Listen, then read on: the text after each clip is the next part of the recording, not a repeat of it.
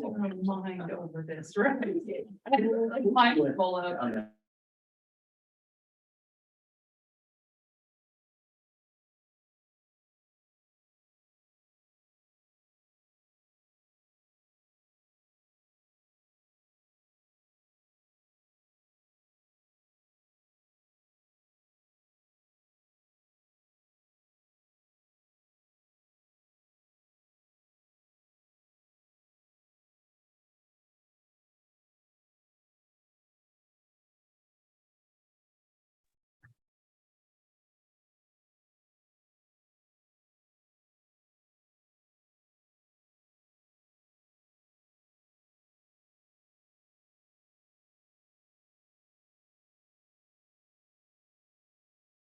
Good morning, Chair Rodriguez. The time is 9:04 and we are still expecting Member Gonzalez.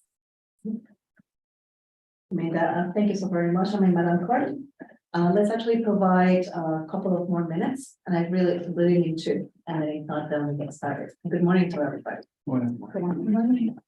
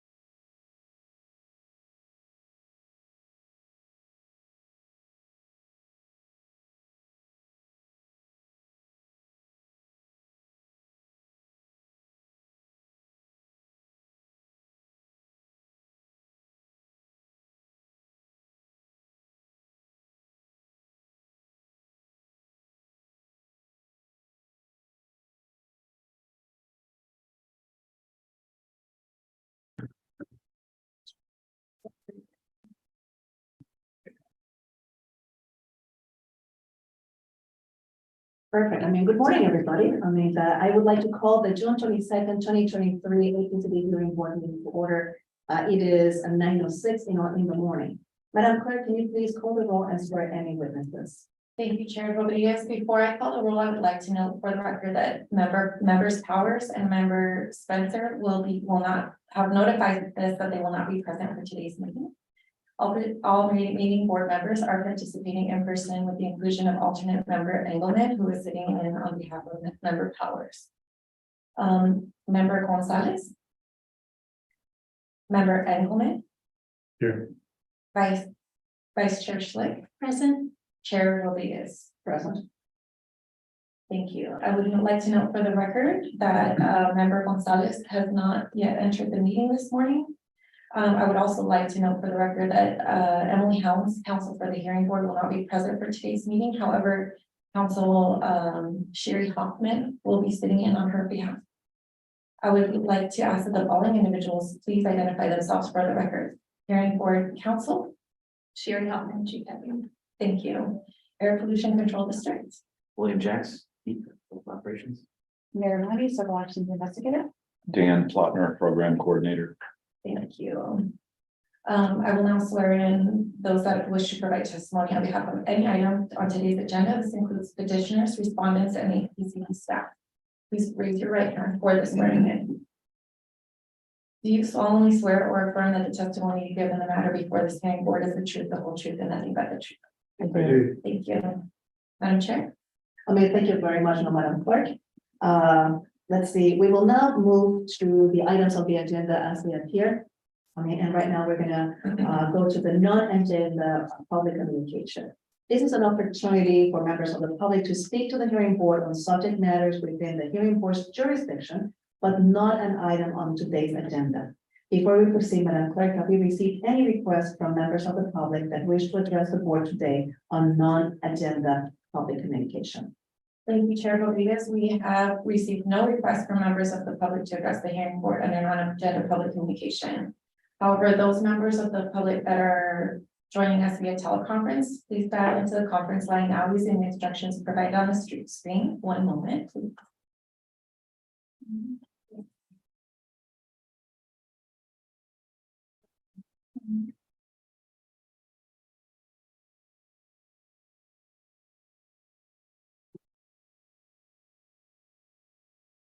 You may also indicate that you wish to speak on this item by using the raise hand feature at the bottom of the Zoom screen or by pressing *9 now.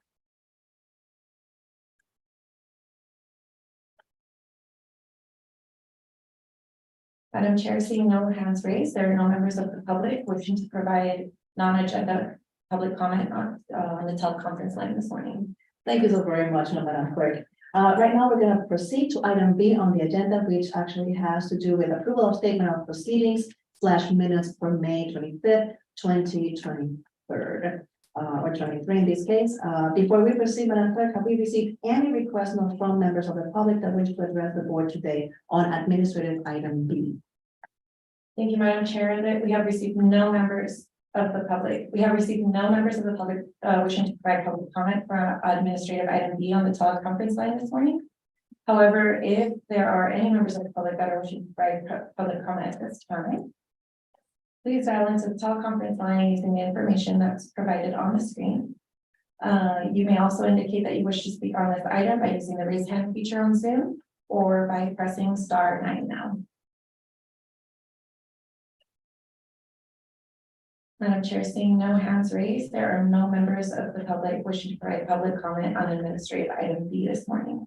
Thank you very much, Madam Clerk. Well, if that is the case, I would like to ask the members of the board if there were any comments, to the approval of statement of proceedings, to the statement of proceedings or minutes not from the last meeting, May 25th. No. Yes, yes, Madam Chair, I've reviewed the minutes. As I was not present, I had a question about item D. I'm sorry, the petition before the board about the Palomar Airport landfill, the 4530 petition. It said that we granted petitioner request for modification of expiration date on the regular variance, but it doesn't say what the expiration date was modified to. I think Should that be there? August 31st. Okay, And item J at the very, bottom, it says something like that. Am I correct? it was the reverse. I believe so. I seem to remember seeing that on the order itself. Keep going, okay. Go back to the statement of proceedings. Yeah, there it is on. Yeah, right here. Okay, It's up on the screen. It's on the screen. Okay, so, okay, oh, because this was just, okay, that's just like an overview. Okay, yeah, thank you. No Great. problem. No, so thank you so very much. Mr. Engelmann, are there any other comments? I have no additional comments. I have a picky comment. It's the chemist in me, okay? We actually have reference to oxygen. The one without the subscript. If you go to item B. Oh, you want yeah, to this go is up? O2 without. Yeah, so.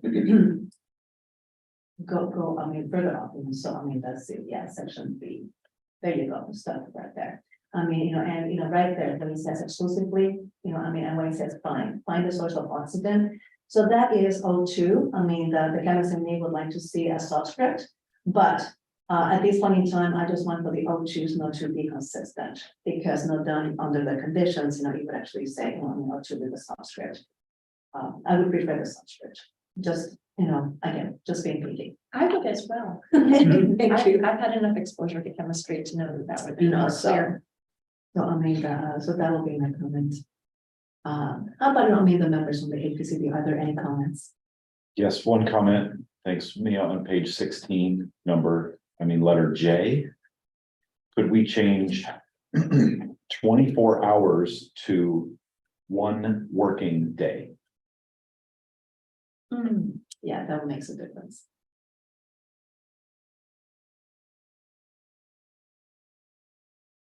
So what about item F? Does that need the same correction? Doesn't? Condition F. Now, the thing here is that did we discuss that? I mean, that's part, that during the hearing. Because if that was what was presented and we did not discuss, that element, they were making modifications to something that actually was motion and approved. But we're making, the changes, that could be, definitely there are. Yeah, substantial Mhm. versus just Yeah. formatting. Exactly. So I think it's our understanding from discussion with Scott Nestor, who was here in the May 25th meeting, that it seemed more accurate to say 1 business day instead of 24 hours in item F. And that's I do not recall that conversation, that's why I bring this up. right. If it's formatting, but otherwise, if it actually happens, something like, Friday, then you actually have the entire weekend, so that would be consistently a big change. So, We do have a recording, right? yes, sir. So what's the process? Because we think it's 1 working day, and that's what was said. What's the process for reviewing that and changing it if needed? We would actually have to continue, this one, because certainly, the pending that verification. We can certainly, move this to the end, and then maybe take a break. I do not know how difficult it would be to review that recording, because if you move, definitely to the end. I know that we read everything, and that's why, I insist on reading everything at the end, it's my motion. So, I think, that this is very critical, so I would suggest, that definitely moving this item to the end of the meeting. And then, revisit that again, with some time to review the recording. Okay. Is that okay? Yeah, that's fine. with me. That's fine. Perfect, so, okay, if that is so, there's actually postponed, that there's not because, to a vote, until the end of today's meeting. Okay. Thank you so very much.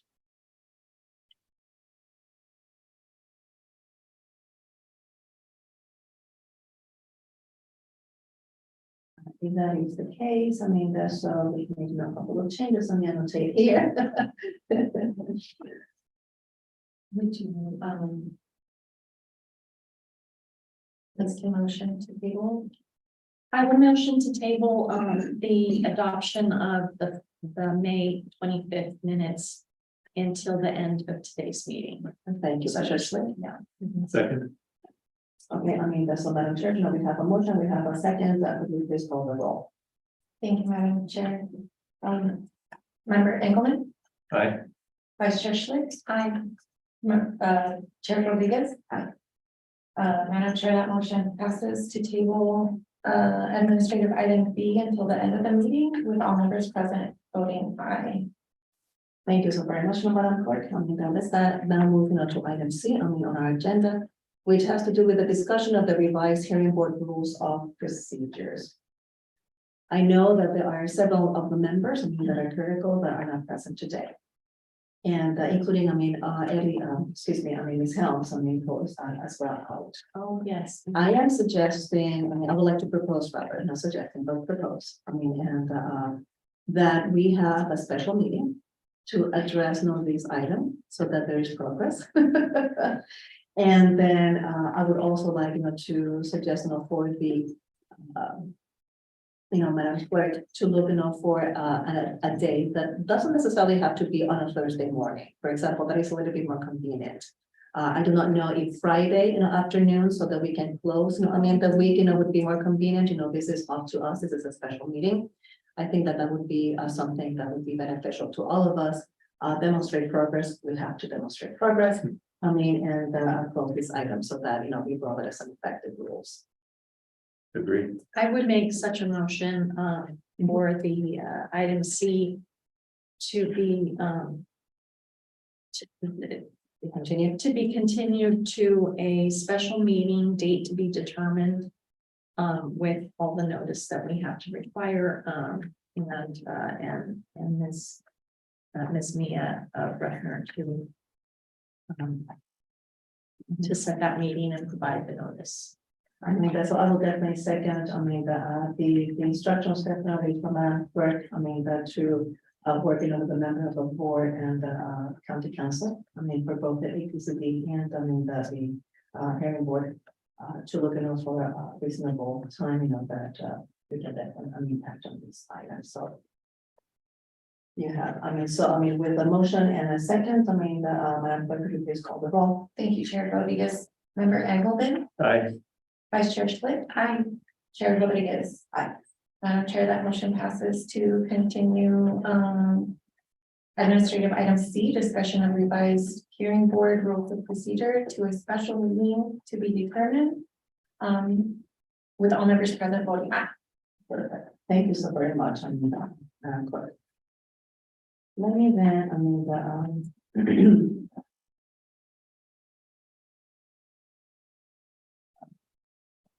yeah.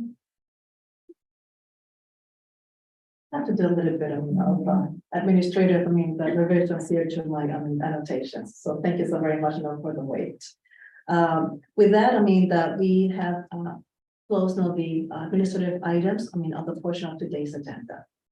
Let's then moving on to petition number 4527, San Diego County Air Pollution Control District, County of San Diego, abatement order against respondent newly biofuel.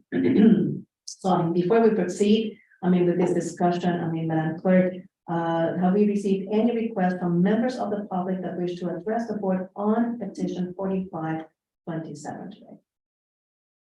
Madam Chair, we have received 4 requests from members of the public requesting to speak, to address the board.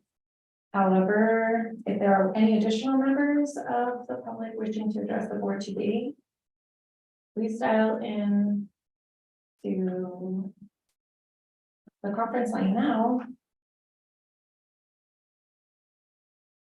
that is present on your screen.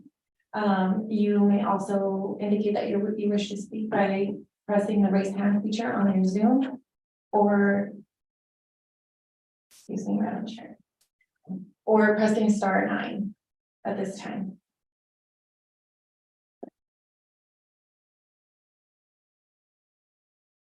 And Madam Chair, if you'd like to proceed with discussion, that would be fine. Perfect. Well, thank you very much. I mean, for the members of the public that have not joined us in the past, and right now you will be on queue to participate, I mean, in this hearing. And so please not stay there. As it is customary, I mean, the board will take presentation from APCD staff, then the respondent presentation from the representatives from New League Biofuel, and then we'll proceed with any members of the public that would like to address the hearing board today. I mean, that's so, let us see, so. I believe, Mary, you continue, I mean, with this presentation, I mean, getting this not through to the end, I mean, so please, not, I mean, the floor is yours. Thank you. Good morning, everyone. And to reiterate for the record, my name is Mary Mahoney, Civil Actions Investigator with the district. And Mia, if you could please display my first slide. I am providing an update today on the stipulated abatement order issued on October 27th of last year by the APCD hearing board to mitigate nuisance odors resulting from New Leaf Biofuels manufacturing of biodiesel in Barrio Logan. I will therefore provide information regarding the effectiveness of New Leaf Biofuels odor reduction system, or ORS for short, that began operating December 2nd, 2022. And I will also include details regarding new citizen complaints, odor trends, and statistics since the last update was presented to the board on April 13th, 2023. Next slide, please. Today's update will review the district's most recent investigations and complaints, odor survey results from both of New Leaf's plants, New Leaf's latest odor mitigation efforts, and finally, I will share the district's conclusion and recommendations, including A recommendation for the adoption of an amendment to the original stipulated abatement order submitted to the clerk of the board on June 15th with new conditions and increments of progress for the board's consideration. Slide 3, please. This slide shows the most recent public complaint count separated by before and after ORS operation. This presentation was submitted to the clerk of the board a week in advance of today's meeting, and some data have changed. So there are now a total of 55 new leaf odor complaints received as of June 16th, with 23 of these complaints having been received after the ORS was installed.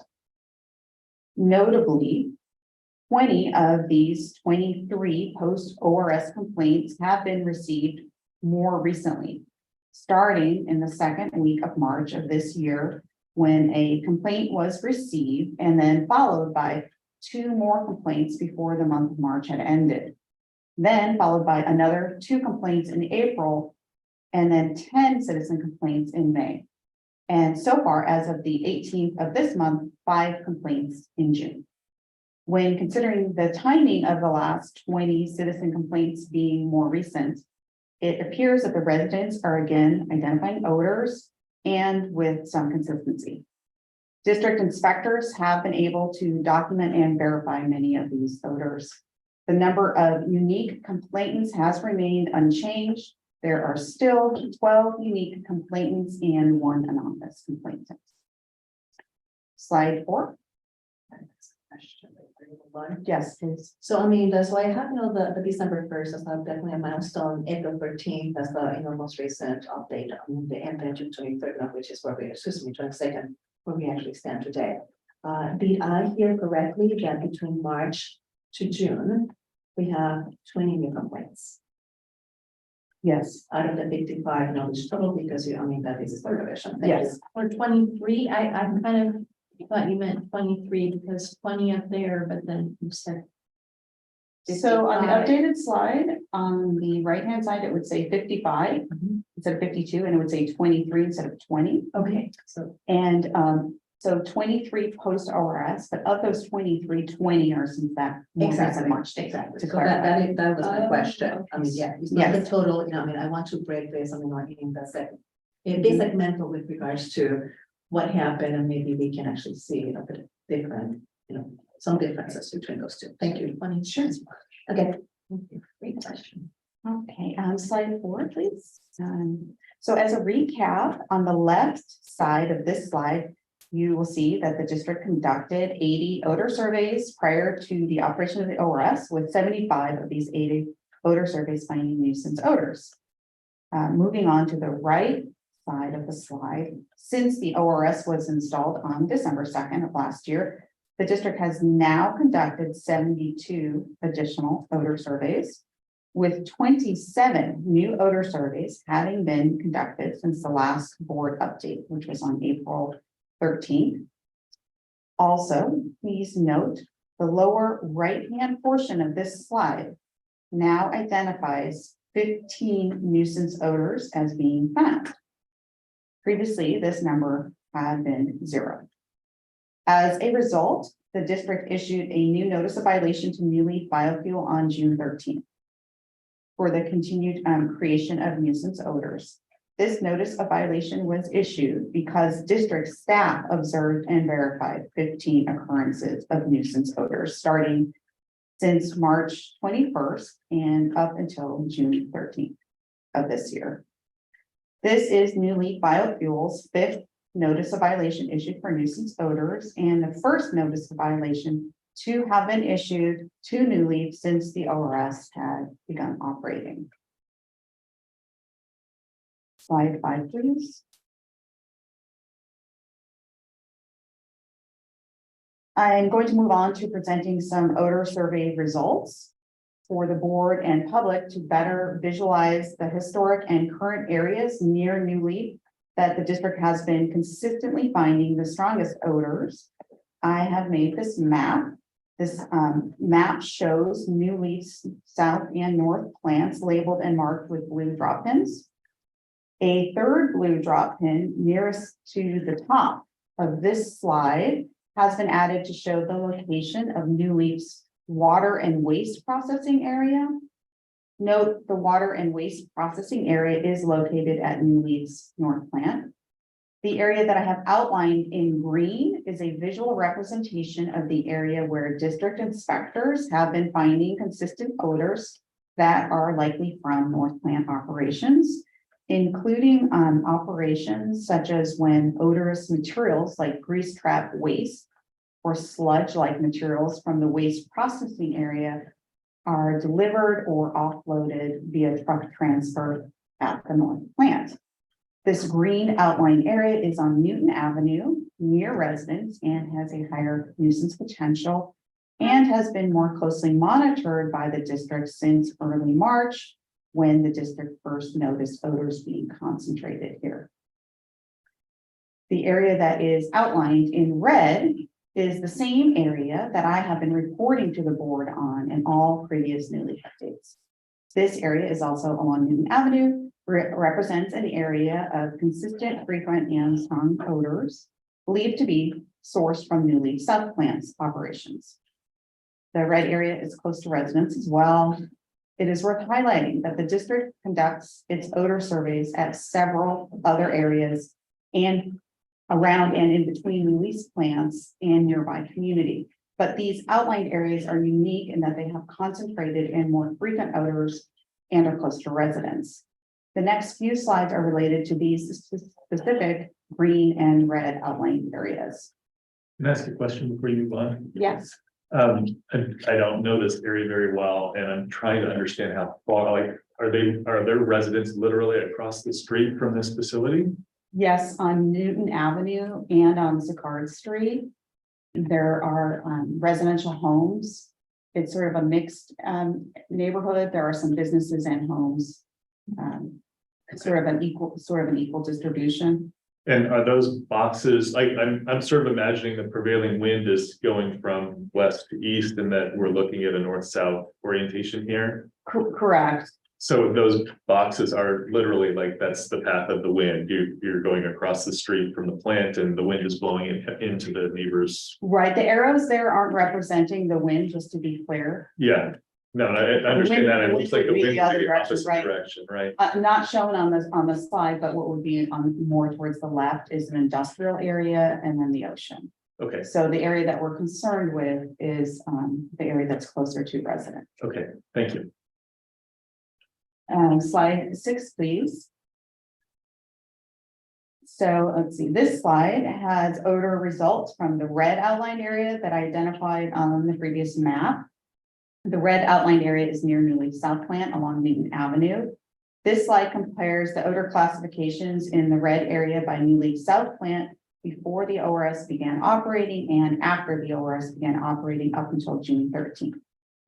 The table on the left has South Plant odor data from before the ORS, and the majority of odors were then classified as distinct and strong. The table on the right has only the results from the 72 odor surveys conducted after the operation of the ORS had begun and through June 13th. The results show that the odor intensity levels observed are overall lower since December of 2022, but the trend starting in March has seen stronger odors emerge near the South Plant. Yet this slide does not tell the whole story, and it's important to also look at just the most recent odor data near the South Plant.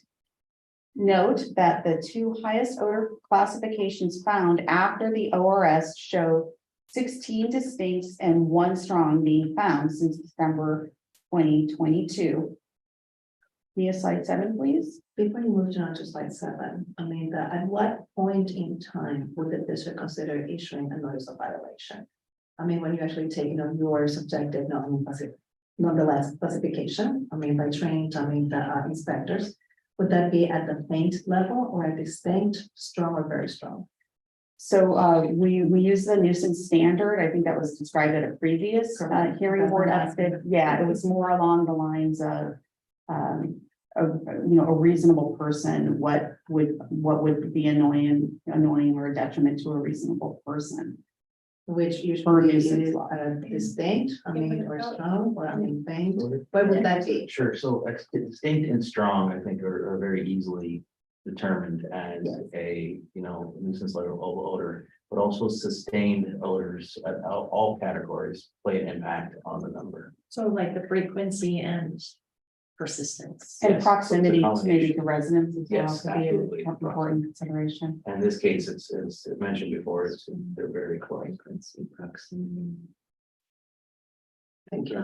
Sustained, and you said the word sustained. When you say sustained, I mean, what time does the inspector stay there? I mean, what categorizes sustained? Sustained as in odors that are identified every time they're there. So it's not so much in frequency of time. But yes, they're in these complaint investigations. There have been longer, different variances of frequency of time. They come and go or sustained a long period of time. My point is that every time the inspector goes, they're detecting odors. So that recognizable aspect of it, so. Yeah. Okay. Thank you. And I'm sorry, are these are various odor surveys. I think you said before that they're in different locations.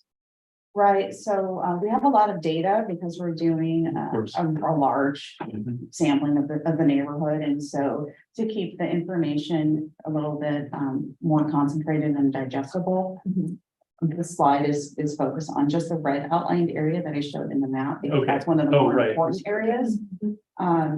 Yeah, so just to clarify that, just to make it a little bit easier to try and, explain to you guys, what we're finding, we're focusing more on those two Is there areas. any Okay. quantitative data that you're gathering from this? We are documenting the odor classifications, which would be no odor, very faint, distinct, strong, and very strong. So that's a And quantification, but where- not the type, or not the.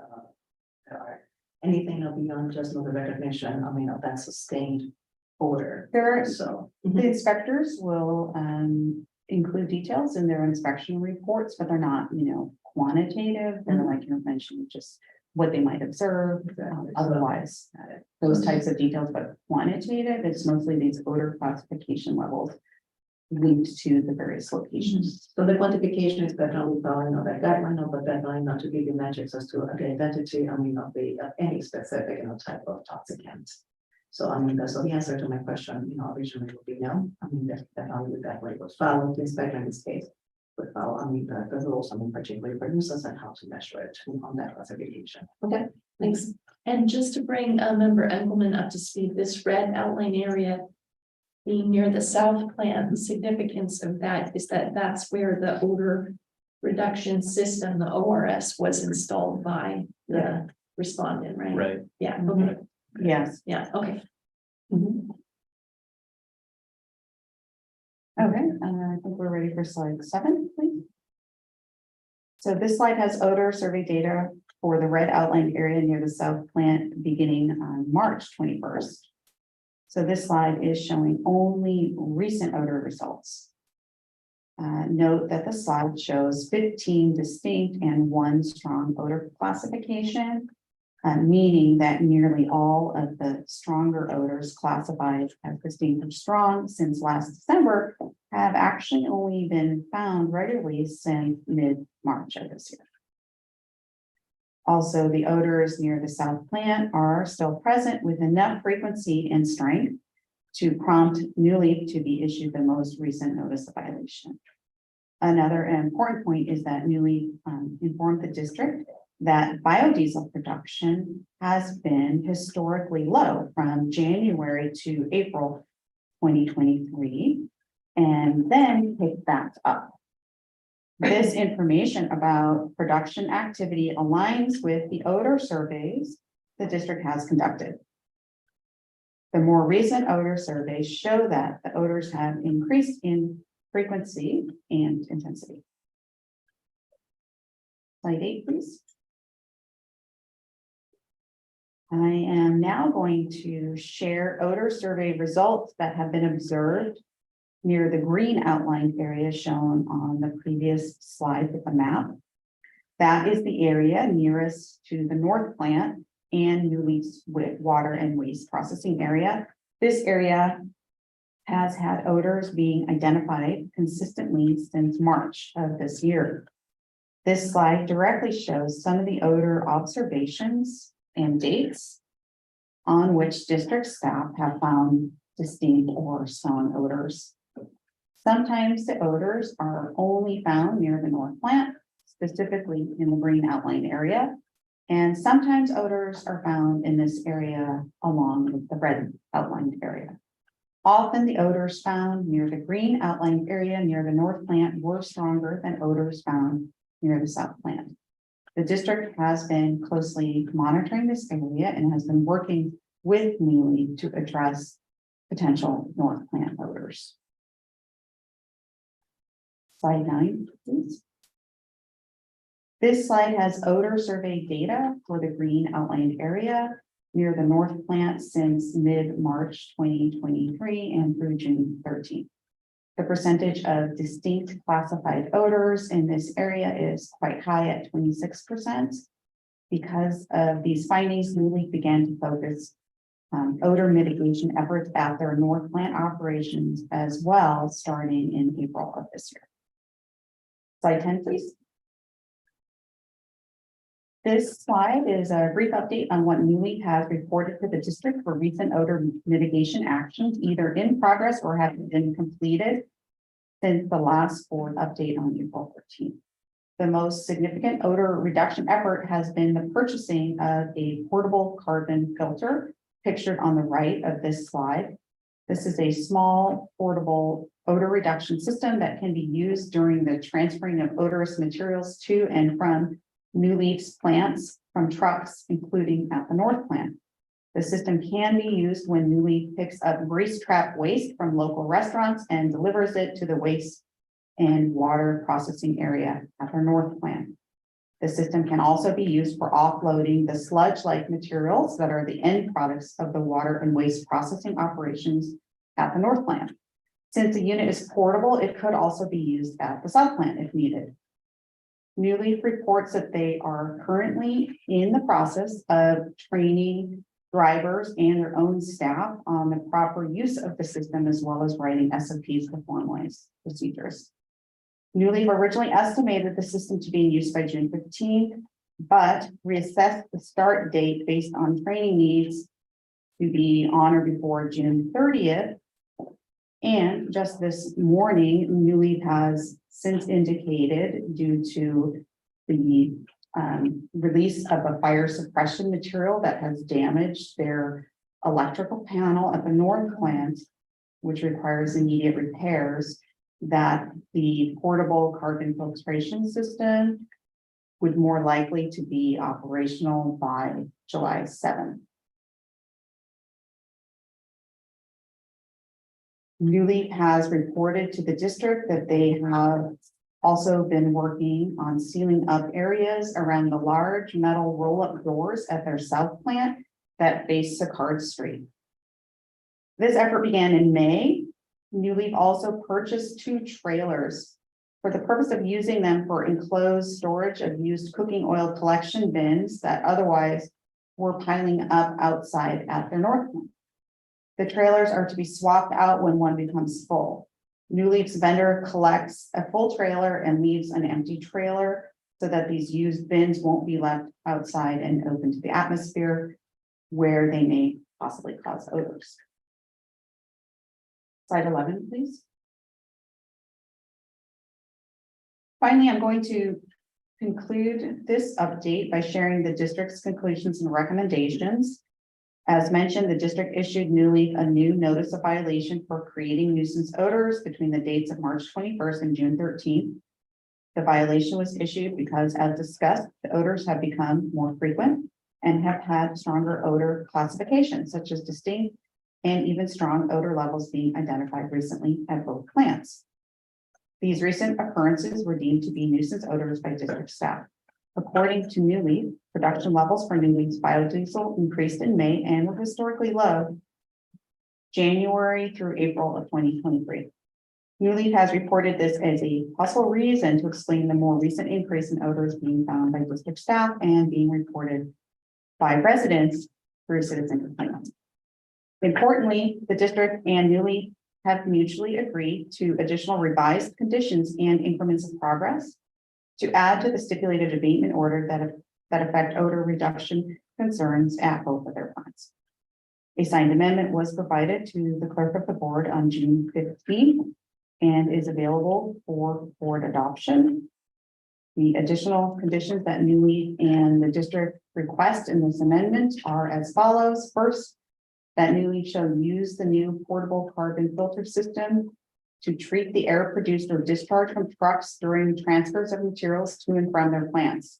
New Leaf was already planning on using the new system, and by adding this condition, it memorializes and formalizes their intention in writing. The system is to be used starting now on or before July 7th of this year, after training is conducted and when necessary repairs are conducted. The next condition is that used cooking oil containers residing at either the north or south plant shall be always stored in an enclosed manner. As previously discussed, New Leaf has purchased 2 trailers for this purpose and been using them already. However, the new condition in the amendment requires the collection bins not only to be stored in an enclosed manner, but also to be stored quickly in an enclosed manner. The last condition is for New Leaf to formally investigate and produce a report to identify other potential odor sources and solutions at their plants. The district hopes to better understand the root causes and possible solutions for mitigating these odors that New Leaf identifies. The district requested and New Leaf agreed to provide a written copy of their odor investigation report to the district by the end of this month. All other conditions of the stipulated abatement order would remain in effect. The district is asking the board to use their authority to adopt these already agreed upon conditions and increments of progress in today's hearing. The district shall continue to conduct routine odor surveys near both of New Leaf's plants and will be available to provide the next board update scheduled for October 26, 2023. Last slide, please. This concludes today's progress update on New Leaf Biofuels stipulated abatement order. Thank you for your attention. Questions are welcome. I have a couple questions. We don't really need to go back to the slide, but there was a slide where you're talking about the odor reduction system. And you said that it could be used for various things, including the loading, unloading. Can you go through the list of things that it can be used for? So it would be used as an intermediate to connect between the plant and the truck when they're delivering grease trap waste to their plant. And also when a vendor comes to pick up their sludge material that can't be recycled, it can't be sold, so that needs to be removed. So that process of transferring from the plant to the truck would involve, plugging in the portable canister to collect the displaced air that carries the odors. So it would be used for, a transferring between the plant and the truck. Okay, so for truck loading and unloading is Yes. all that you, because I thought I heard you say something about wastewater as well, but maybe you were talking about the sludge being transferred out. That is into part of the wastewater process. Okay. Yes. But it's not. This is all about transfer, not about the active operations of wastewater treatment, Right. which they've also got at that facility, right? Yes. Okay, all right. Just wanted to clarify. Yeah, I actually have a slide showing how it works. Okay, we'll wait for your. Can we wait? Please, that's, if we, for the New Leaf actually to speak on that. So Yeah, I have the that's same questions actually. Okay. It's like, what is the capacity of all the other? I actually have a couple other questions, but that's great. Thank you. Were there any other odor surveys conducted after June 13th? So Yes. within the last week? Yes. did they show any results that are substantively different than what has been seen in the previous? So I have in my notes up until, the 18th, we did 4 new odor surveys that weren't on the slides. And we did have, a variety of different odor levels depending on the location, but we did have a distinct since then closer to the south plant. And faints, some very faints, no odor, so similar. Okay. Okay, You have more questions? I do, one second.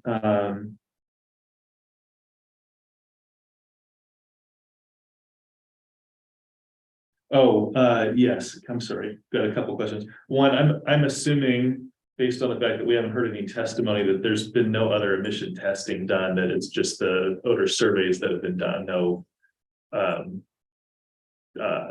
air sampling and analysis, like sending to lab or using instruments. No, there of has any been kind. no air sample Okay. analysis. Okay, and then the last question I've got is actually on your the wording of the new conditions. The wording on one of them says sort of quickly.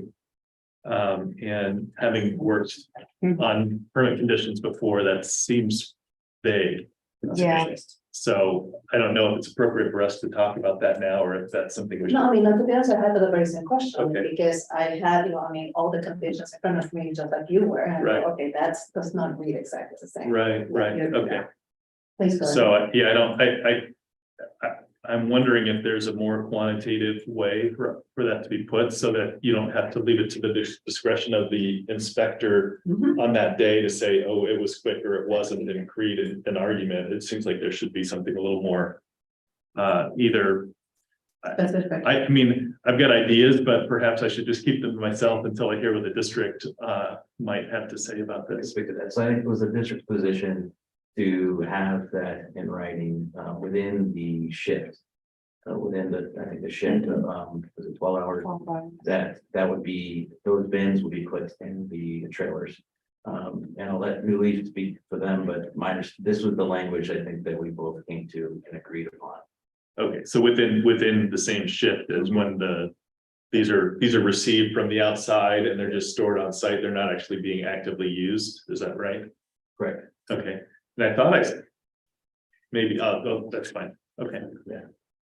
No, I have that definitely, I'm so sorry, I mean, but just, kind of dovetail on his question. I have a concern. I mean, I know that was an agreement, but every single time, I mean, two people, have an agreement, I mean, definitely sometimes it's biased according to their understanding. So, I mean, are you completely aligned on the expectations here? Because I mean, right now, as I read this, I am not aligned on the expectations of the Madam Chair, if APCD. I just might make a comment, this is my presentation as well, but I mean, we didn't want to have a time where they could sit on the ground, because we don't want them to. Our rule internally is that they don't sit on the ground, they go straight, and they keep it closed at all times, so they go straight on the truck into enclosed storage. So there's no need for quickly, it's just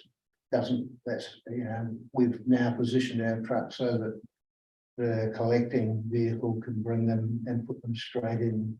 Their truck has a lift on the back of it, so it can just go to the back of the trailer and then push them straight in. And they never sit on the ground, so there's no 12 hours or. As long as you are aligned, Yeah. I mean, in how it is, that the inspectors is going to, effectively implement and inspect, I'm okay. I mean, from the outside looking in, I know that you definitely desire the flexibility. On the other hand, I mean, definitely I caution you, that if it's too open, ended, you will actually have a potential, for misunderstanding here, and which goes not a potential, for, missing compliance. Yeah, and that's Okay. precisely. So just wanted to advise you from being also a permittee. No, I mean, Okay, we didn't want the flexibility. We didn't want to have any ability for people to put them on the ground, because once they're on the ground, then, something happens, there's a problem, someone falls sick, a truck breaks down, then we're stuck. It'll be 24 hours or 36 hours. Understood, I mean, that Mr. White. So So let me actually say, that I would caution it, that when we actually are taking a look, at the stipulated amended orders, they may not have been read exactly the same, as they actually appear, on what, could potentially be signed, that is in front of us of the package provided by the clerk of the board.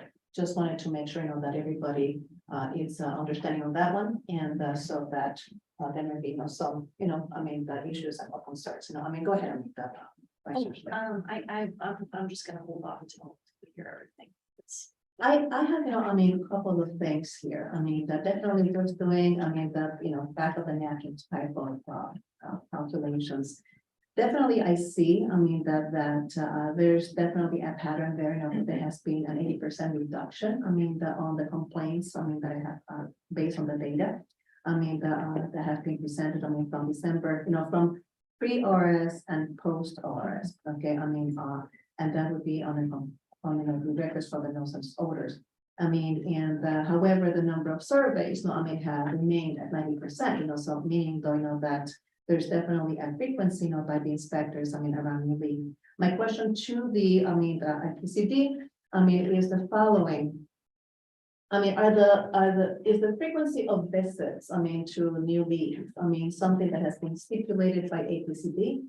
Or are these only done because of complaints? It's a mix, so we are there weekly, monitor, and I think if the last check was twice a week. And if that aligns with a complaint that we received, then there wouldn't be an additional visit. But if it's outside that, we would also do the additional investigation of the complaint. Okay, so there's a stipulated, frequency of weekly visits, to new leads, to definitely check on compliance. If there are, additional complaints, that then a different, an inspector would actually make an additional visit. Yes, if they happen to be on their way to do their routine and get a complaint, then it would align, that's what I think, but if it's outside that alignment, then we would do an additional, correct? I'm gonna be speaking, from a personal basis right now, but we're all humans, and we're different. How do the inspectors avoid bias? Because, to be honest with you, once I recognize that order, it becomes stronger. So how have you ensured though that the bias has been eliminated or at least reduced? So generally for complaints, to ensure that we have had paired up inspectors that routinely go or people that go less routinely. And sometimes individually and sometimes as pairs to align to see if they're detecting the same level of others.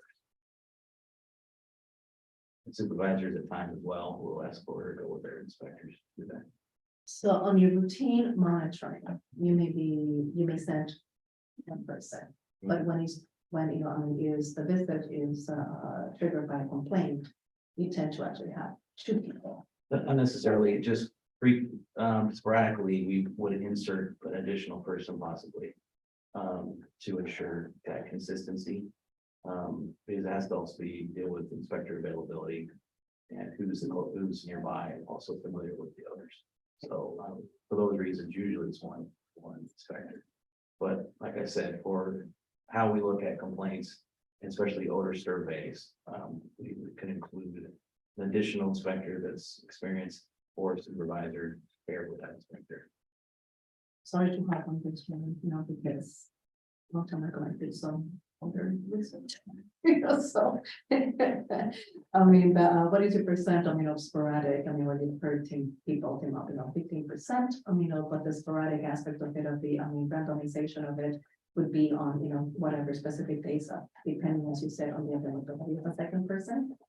Is there any trigger to that? I don't just want to see, whether it be, if there's this sporadically is randomized, or is that consistent, that pattern. So in this case, there are 4 inspectors involved. So I think if in other facilities or other order events, if it's just one dedicated inspector, we definitely want to make sure we do that. But in this case, we have 4 different inspectors going independently. They're rotating. Yeah, and so seeing if we see inconsistency and big differences of what they're detecting, then that is an indication that, maybe you can say that there's bias or not. I mean, I don't think bias is correct, but seeing that their sensitivity to the odor may change. And then their reporting of it might be related to that. But seeing that we have 4 inspectors rotating and seeing consistent data, I think that is a easy indication that it's not just as you explained. Yeah, I mean, again, the utilization of the word bias, from a research standpoint, Yes, has I nothing understand. to be negative. Exactly, right? I So do we understand. that. Yes. I mean, because failing, to have, quantitative data, just like, people and I, indicated, where it's a number, numbers don't lie. There's a sense of subjectivity, on this side. So that's why we use the words bias. So folks, this is not negative, okay? No, this is just, the science and engineering, the talk.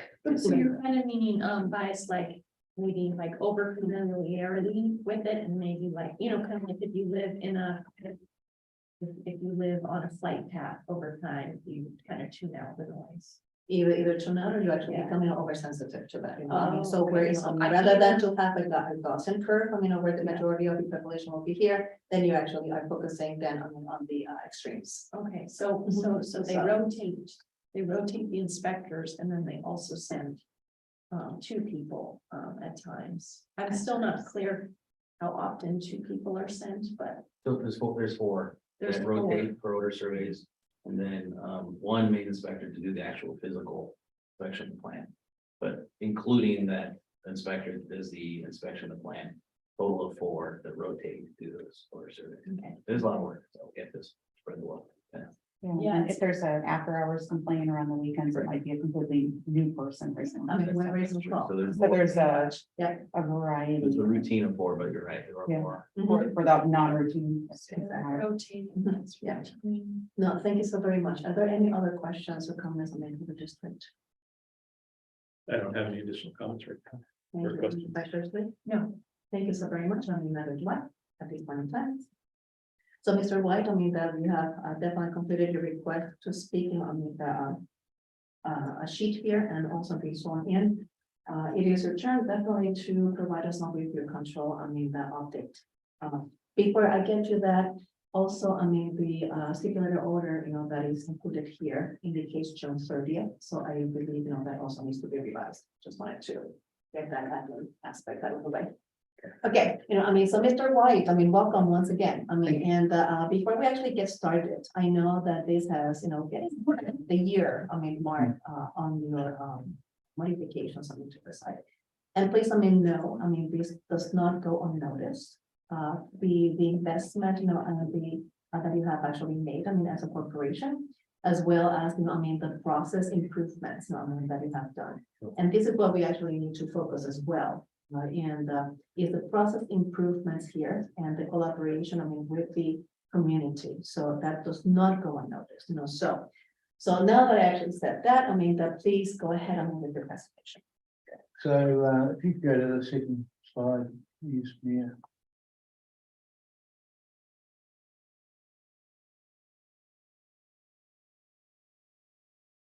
Okay, so this is just, I just want to reiterate this, that we do have a really extensive compliance system for our current conditions. We also collect a lot of other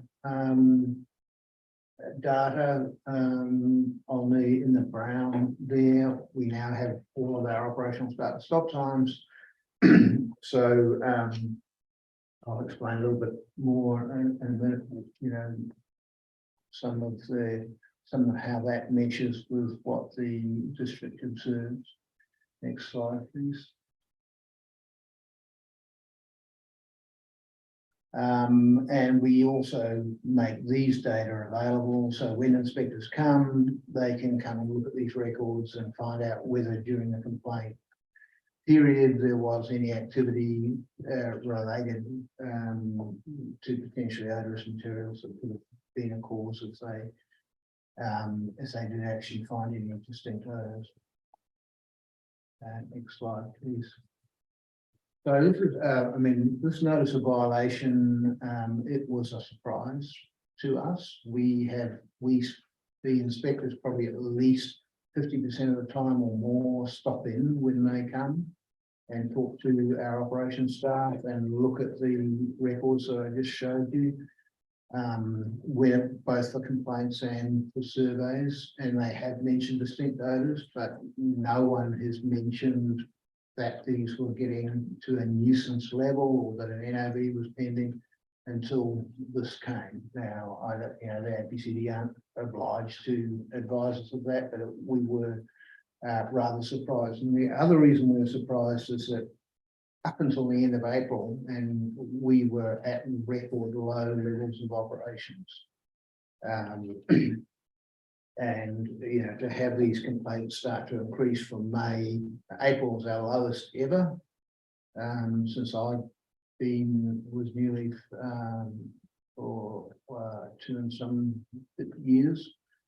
And the other, I mean, and to explain that, the low activity was in producing biodiesel. The amount of the volume of raw cooking oil collected from restaurants and brought directly to our plant without any prior treatment was the same, as it didn't change. And that's probably the more potentially odorous activity, is processing that material. And the same with the grease trap, because that's nothing to do with biodiesel production. The collection and processing of that material didn't change in volume from January through to April. If anything, it increased. It was, you know, it was high during that period relative to the previous year. So we're at a little bit of a loss to understand why there would be a tick up in odor complaints for that wastewater treatment facility from March, April, May, because the level of potential odor activity didn't change. And the same for the South Plant. I mean, there are other issues with South Plant, which I'll explain, which we hopefully are well on our way to having corrected and eliminated. But there wasn't a huge change in the amount of major potential odor activity. We've greatly increased our purchases and throughput of pre-rendered material, but that's not particularly odorous. It has something of an odor, but it's nowhere near the intensity of the raw material. So that, you know, we're sort of a little bit bamboozled. We've spoken with the district about how to get more detail on exactly what was done in response to complaints and what was done in response to surveys, but there is and we understand their restrictions. It's not, blaming them, but it is a fairly clunky process to request that information formally and be provided with it, other than what we see on the screen in here. But we are in the process of doing that so that we can have a better idea of what. And I had someone mentioned it before. I mean, our problem is not just to know whether there was an odor, but to know what type of odor it is, because the odor you get at the water treatment facility potentially is a completely different odor than it might come potentially, if it ever does, come from the biodiesel processing, and again from south. There's 3 different, that any person would be able to distinguish between them easily. So that's another mystery. And I guess the final mystery is why prior to the RS being in place, no one ever said anything about odors from the wastewater treatment facility. But in the last 2 or 3 months, suddenly it's become an issue. I mean, we monitor these things all the time, and we haven't detected an odor. And the final thing I'd say is that we've had a lot of inspectors on site with complaints, and no one can. We've had senior APCD staff on there on the same day as a complaint, and no one is really sure what the odor is, where it's coming from. And so, perhaps not shown in the data they said is how many complaints actually correspond with yeah, report of a distinct or strong odor. All that to say, it's not just straightforward, and which is why we agreed to do the survey with the APCD of what all the potential sources are and what we might be able to do about it. Thank you. Yeah, next slide, please. So I'm just reporting on the things that are covered. These are mostly things already in place prior to this amendment, but are now memorialised. I just wanted to briefly go through those so everyone can recall them. Next slide, please. So the first one was the reducing the transfer steps, which is we're putting a pipeline under Sicard Street so we can transfer materials between the plants without ever having to load them into the truck or unload them. That we actually got an approval for that, but it has been appealed by the Barrier Loading Community Planning Group. So still a watch this space initiative. Next slide, please. Reducing byproduct volumes. So we've started our clean oil recycling. We've eliminated probably at least one truckload a month of material that could be potentially odorous. And we're taking that recovered oil back and using it as raw material. That's less waste as well. And next slide, please. That's an operation. The reduced air volumes for oil loading. Those was we had been using trucks to transfer materials from the water treatment facility into truck. And what this is what they call brown grease, which is just the grease from grease trap collection equipment at restaurants. That's the interceptor between the restaurant drain and the sewer to trap grease. And that brown grease is taken and used by different people for different purposes. So it's reused, but it definitely has odor potential. So now we have a physical pump that can cope with the rags and rocks and knives and forks and other things that you get in grease trap waste. So we don't have to use compressed air and push that material around and generate a lot of off gas that could be potentially odorous.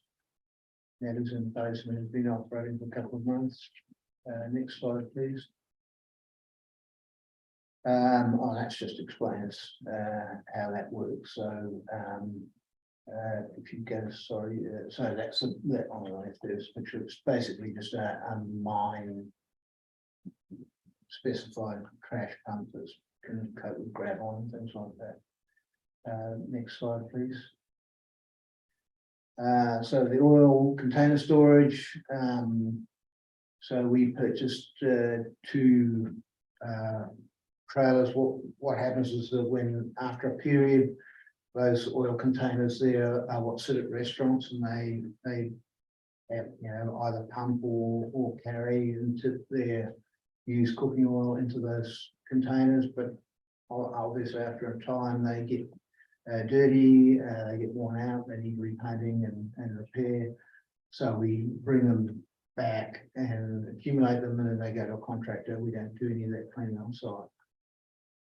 So now we have 2 trailers, semi-trailers, and we have one on site. We fill it up, and the contractor takes it away and brings back the clean ones in the other trailer. We take them out and then we use it to add the dirty ones until the next collection. So they've been in use for a couple of months now. And that last comment about the director trailer, on the version of the order, the amendment to the stipulated order that I last saw, I'm not sure where the quickly part came from in the conditions. It's not, I looked again, it says at all times. Yeah, it's at all times. So maybe in an earlier draft it was, or I don't know, but it's at all times. I think so. We now have director trailer transfer. Next slide, please. And that's one of the trailers. They're small. The reason they're small, they're only 28-foot trailers, is so that they turn over really quickly. We don't have sitting for months on end. Partly because we don't want to have they're very expensive, those containers. We don't have thousands of dollars sitting doing nothing, but partly just to make sure that, if they are in a ratty sort of condition, they're not sitting around too long. Next slide, please. So the oil loading, odor control, this is the portable carbon filter. Now it's, when this was written, that was correct, but it's not correct now. Well, we have actually had two problems. One is that we had a malfunction yesterday afternoon with our fire suppression system, and it dumped foam in part of the facility, and part of one of the outcomes was it destroyed one of the distribution boards for power that applies this thing. The other problem is that the fan that was supplied with it has to be replaced. So those two things are the delay for the week beyond the 6:30.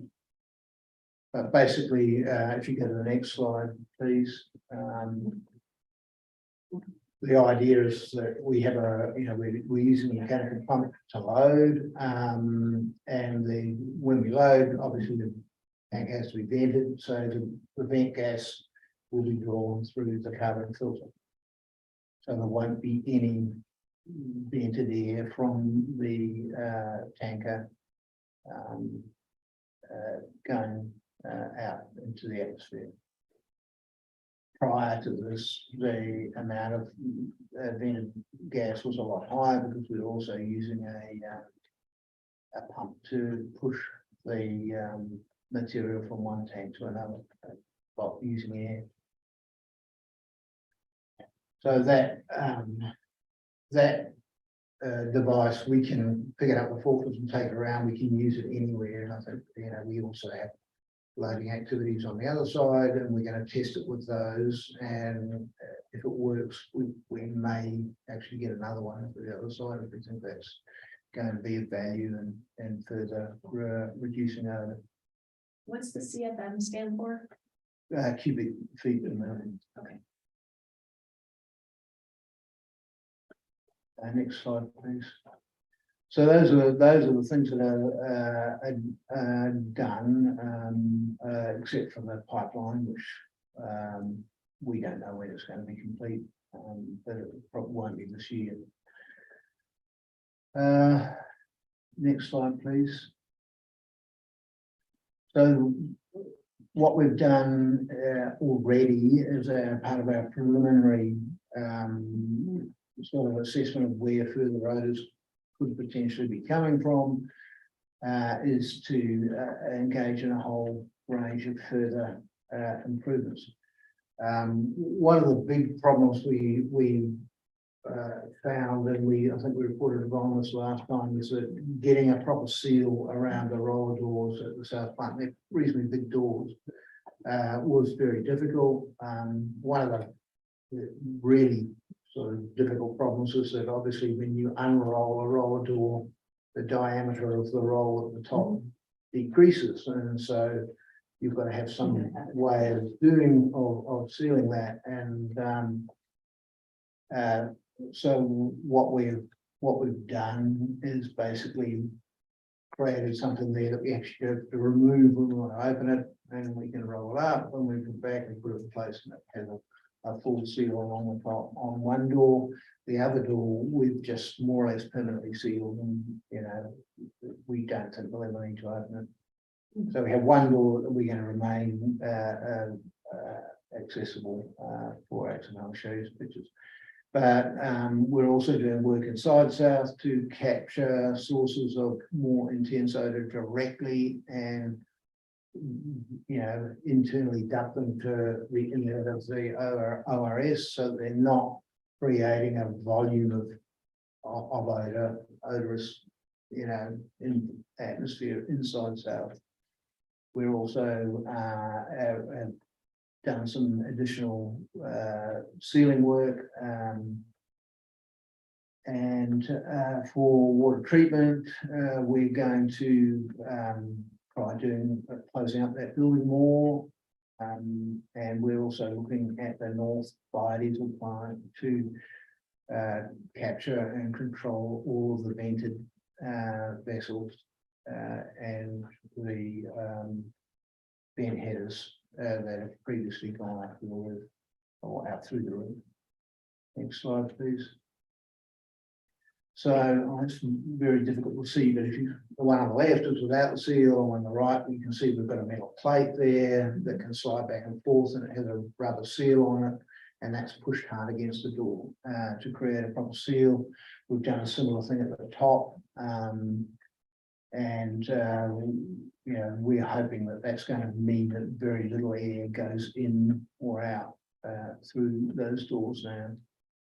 What we found is that when we get strong winds up Scard Street, it created a little bit of a vacuum around the door frame, and it would pull odor out, despite the negative pressure from the ORS fan. The next slide, please. So within the south plant, we run centrifuges to remove water from the oil, and we run a flash evaporator, which does the final polishing. The flash evaporator is just basically a vessel that's under vacuum, and we put the hot oil into there and water flashes straight off.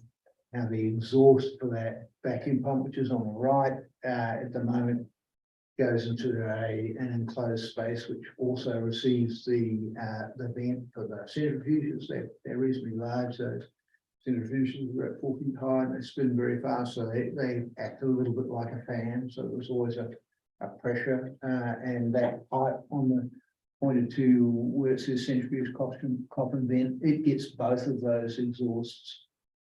So we're now going to capture that in a duct and take it directly to the RS, so it can't contaminate the south airspace.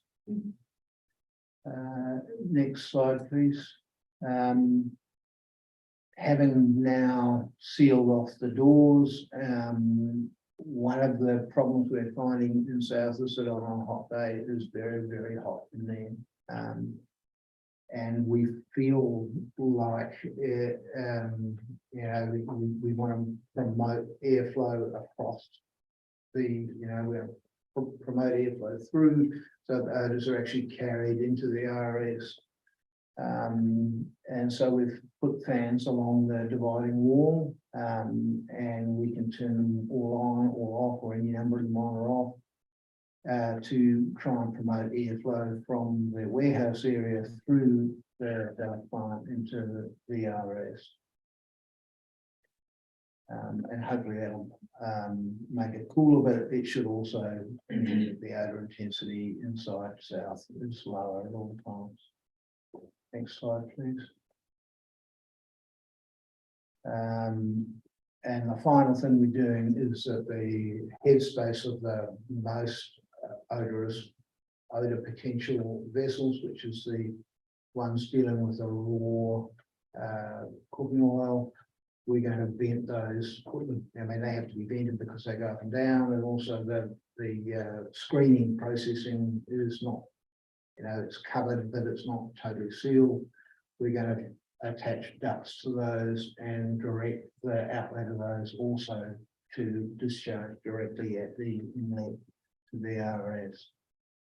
So that odor is not inside the building, it's just going straight to the odor reduction system.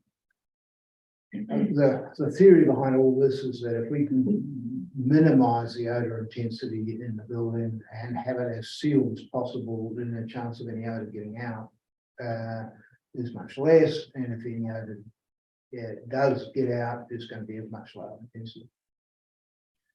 So that's south. Next slide, please. Oh, sorry, that's the last thing. Those ducts there that were part of one of the initial trials for odor control have now been removed, and we've resealed all of the penetrations through the outside from that. Next slide, please. So the front of the water treatment building, which is going back to the north of the north plant area now, which is just inside where the green was it green? I think green area that the APCD slide showed. It's an old building, it's not in wonderful condition, but we have identified that we can make a structural modification that will support plastic strip closures like we have on our south roller doors in front of that building. So that's our first step with that building to make sure that airflow in and out is kept to a minimum. I mean, it isn't, I mean, it does have an odor, but it's not a, I mean, we've had APCD staff in there many times. I don't think anyone's identified it as a sort of a, you know, major odor. But, you know, if we can eliminate it as a potential source, then that's what we've got to do. So we've got a quotation with, I think the bill is probably been scheduled to come and make a modification, and we've got the strips coming. Next slide, please. So the next main emission, I mean, that we've now, with our water treatment plant, we have a solution for the truck loading and unloading, and they're venting from that. And we have something for the building. The next area is the actual biodiesel processing plant.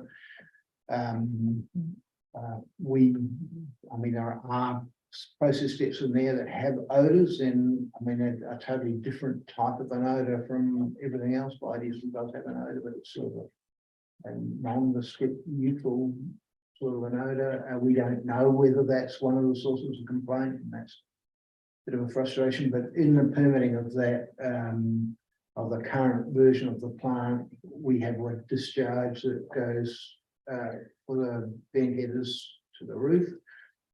We have two types of vessels, one that contain non-hazardous materials of any sort, and that's all our biodiesel storage and our cooking oil feedstock storage.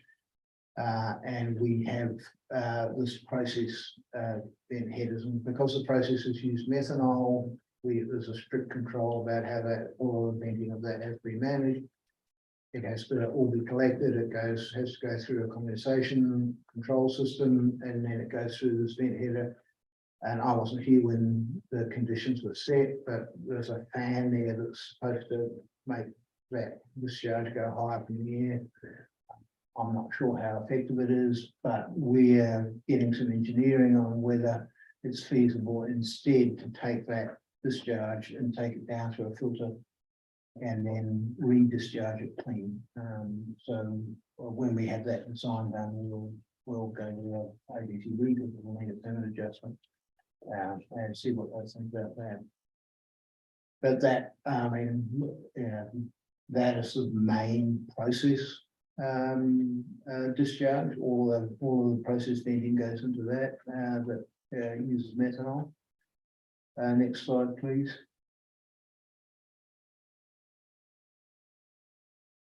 So the passive vent headers, that's all the bulk storage, so biodiesel and used cooking oil. And for those, we've already amalgamated them all and brought them down to an internal discharge.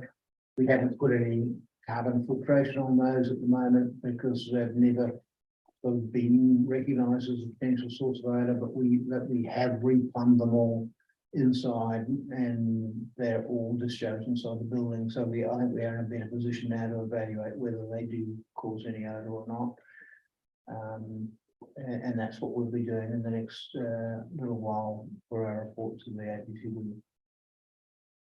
The next slide, please.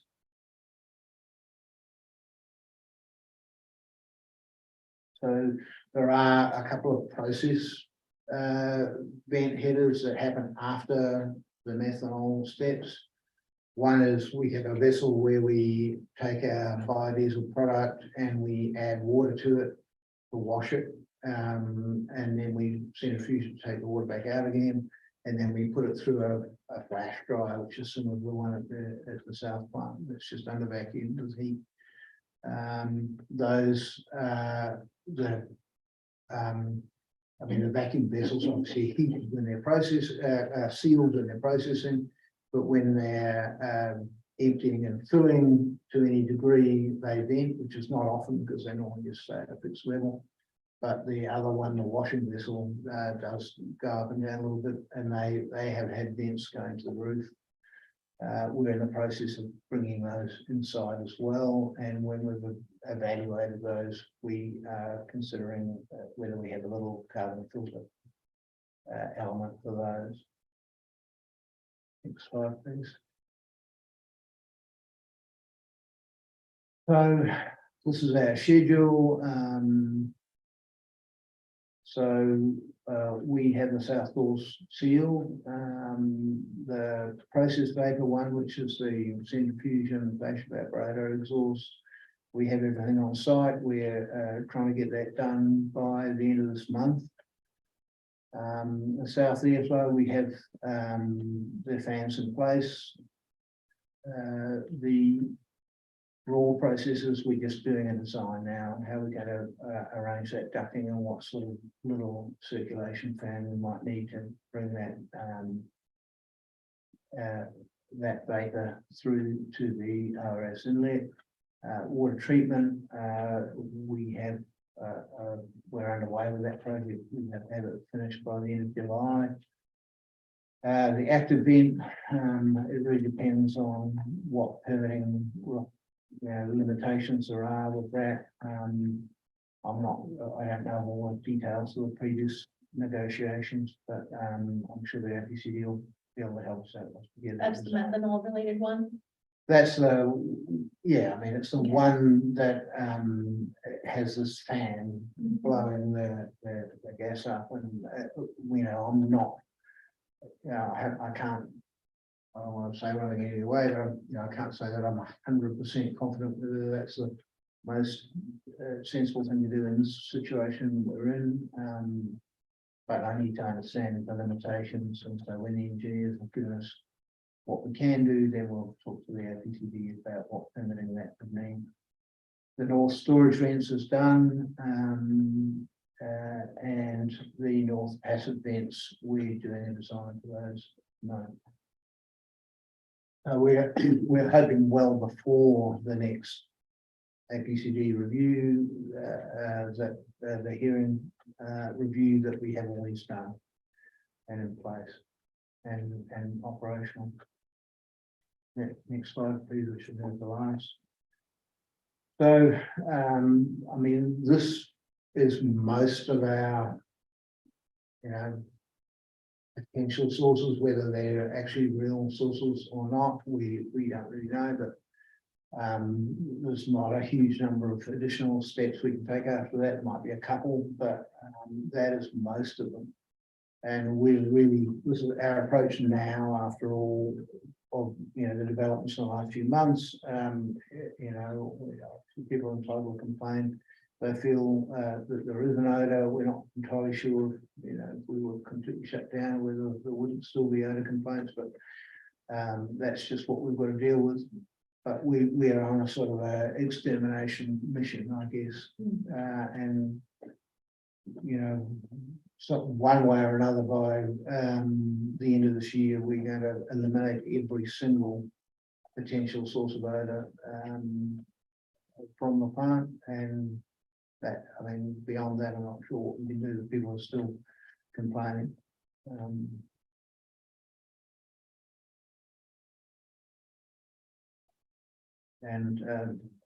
I mean, we are committed to doing it. We're reasonably, reasonably well advanced in executing that other thing, and we'll get it done one way or another. Thank you, Mr. Anyone for your presentation here and commitment. I know that Steve, as the engineer that he is ready to jump out of his chair, just he has questions. Steve, do you want to me to start? Questions? I might as well. Okay. Actually, I have a question for the APCD to start out. And I'm sorry, I'm playing a little bit of catch up because I know this has been an ongoing thing. Obviously, there's a lot of odor surveys around the facility. Are there, maybe I'll ask it this way. How does the district know that the odors are coming from this facility?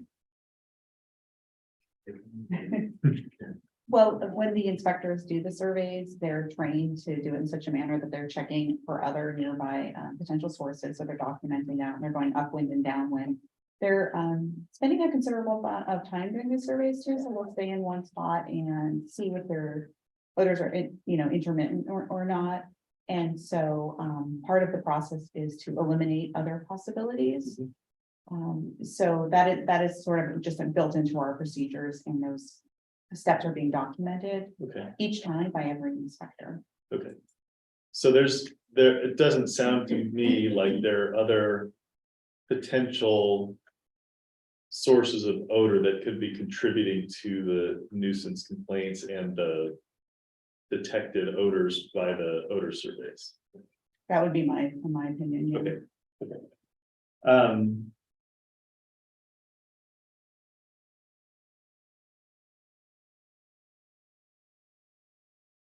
I'm gonna give kind of sorry, this is a somewhat big question, but, this is for Newly. What, you just went through a long laundry list of things that you're looking into. Yeah. There must be one or two, the sources that you think are contributing to most of the odor. Can you spell that out? Yeah, so that, I mean, the ones we've either already done or are just about to get done are the other priority ones. I mean, prior to the large odor reduction system going in place at South Plant, we had not had any reports linked to the North Plant or the water treatment facility relating to odor. So that sort of started earlier this year. It had always been our intention to make sure that we were covered there, but suddenly those, whether it was because the other odor wasn't there or because of whatever reason, nothing changed at that plant except we started getting complaints. So that's been our focus, because that's where people have said the odor is potentially coming from. We know that is odorous material. We know that sometimes even the trucks that come in bring their own odor with them. So that's our top priority. We also know that, sealing a large building that wasn't designed to be a sealed facility is not easy. And with the periods we had at the beginning of the year when it was really windy and we had odd wind from strange directions, we recognised that we had to do more sealing work at South. And during the lull and all the other activities, we were able to notice that when we did certain processing at South, that we had those point sources of odor inside the building, that we thought if we can stop that from dissipating, get it straight into the odor control system, then we eliminate it. Those are really the main ones. And the water treatment building itself, we don't know, but we can at least close off the front of it, then that's going to be something. The other ones are, to a certain extent, uncovering. Some of them we wanted to do for other reasons as well. But we just want to make sure that if there's a place where something can come out that could have anything that could have any smell in it, and we have a way to capture that, then it's done. And the most uncontrolled one, other than those ones I've just mentioned, is this main process vent for the North Plant. Okay. So that's our thinking. If the initial complaints have been about the North Water Treatment Facility, or been mentioned in any of those complaints until the initial abatement order and the installation of the RS, then we would have done something right earlier about that. So, I guess one other sort of more operational question, and maybe you haven't got this far yet, but you're using carbon vessels now for odor reduction. And I've got a consulting background, so I've worked with facilities when they're controlling emissions, and you can test when the carbon is spent. How do you know how long to use the carbon before it needs to be replaced? Well, it's one of those 64 million sort of questions, but we have pressure differential measurements across the carbon. So if there's a physical change in the carbon, which sometimes can indicate it's spent, we can detect that. But we have an agreement with the APCD for the main filters that we will change it every 11 months regardless. Okay. So is that spelled, I'm assuming there's a Yeah, so permit, that's you've got a permit condition that says you have to do that, and that's regardless of the amount of flow that, Yeah. and I'm sorry, I'm getting a little into the details here, but. I know, because I've had the question too, keep going. Okay, so so, obviously, having a change it at least once a year, and if you get higher pressure readings. When the district was considering that in the application or in the process of the permit, did that consider sort of the volume of flow going through and how long the carbon would be expected to last? Correct, that was my understanding. Their engineering division looked at all of those. And we actually, the term for condition, I think it's number, which one is it? Yeah, and I'm sorry if it was in the packet, I The didn't. permit speak to some of that. Okay. Can you read those or? Yeah, so. Is that in the board package? It might not be Yeah. previous, it's about Okay, It's probably an initial. okay, Provided. all right, It's in the habit to operate. Gotcha. okay, Yeah, so when the let's see, when the column of water pressure is at 4 inches above the baseline, that would indicate a change of the filter material Okay. or at least every 11 calendar months. okay, thank you. I think I had one more question, 1 second. Oh, actually, this is a sort of probably more of a question of what the APCD can do in terms of coordination with the facility. It sounds like there are odor surveys being done by the district, and you're detecting nuisance level odors. But it sounds like somehow that information isn't flowing to the facility in a very timely manner so that they can sort of figure out how that correlates. Is that something that can't be done, or is there a way for inspectors on the day of to go in and say, we were in this location, we had detectable nuisance odors, and at least so that they can figure out how to diagnose the problem? Because it sounds to me like there are some obvious odor sources that they're working on controlling, but that perhaps the largest odors that were there were masking other problems that they haven't figured out yet. And so that timely flow of information, they're responsible for doing their own odor surveys as well, obviously.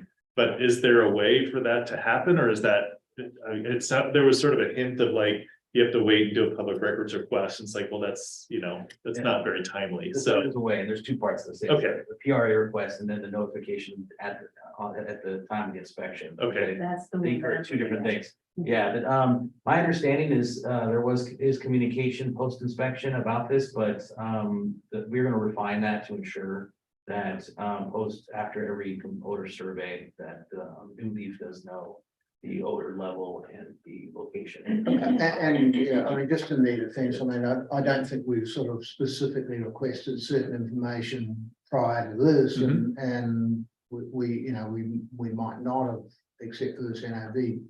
So, I mean, they always say there's been a complaint, but they don't necessarily say we did an inspection, we found this here, or we didn't find anything, or.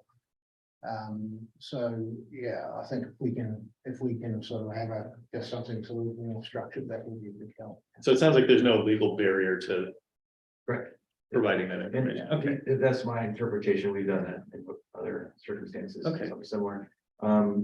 Yeah, and, yeah, go ahead. That was good. No, that's if you've got more clarification, that's fine. I think that's the extent of my questions for now. Yeah, definitely, I have the very same, not question, a concern. Because anybody, all of us have been, there's some sort of, experience in order tracing. It's fleeting and it's impossible to really pinpoint when it happened, where it happened, and the source of it. So it's like, being blindfolded, if I can find that one. Absolutely. And again, my understanding is that was occurring, but hearing this, like I said, we'll follow up on that. And my other comment about PRA, so it's 2 points that I think regarding Public Requests Act.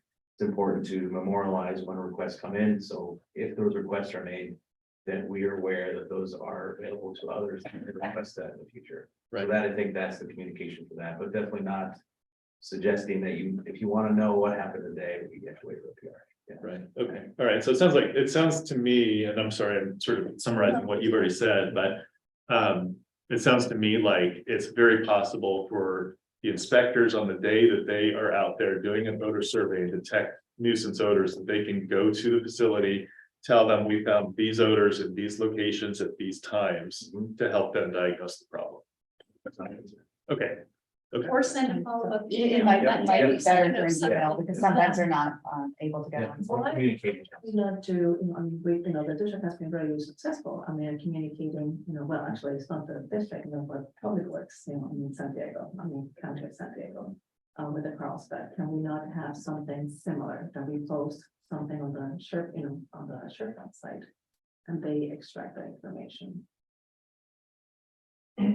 Well, I mean, that a SharePoint site, so a SharePoint site is Or, We sorry, don't- it's yeah. private, but on the Yeah. website. Thank on you. the website.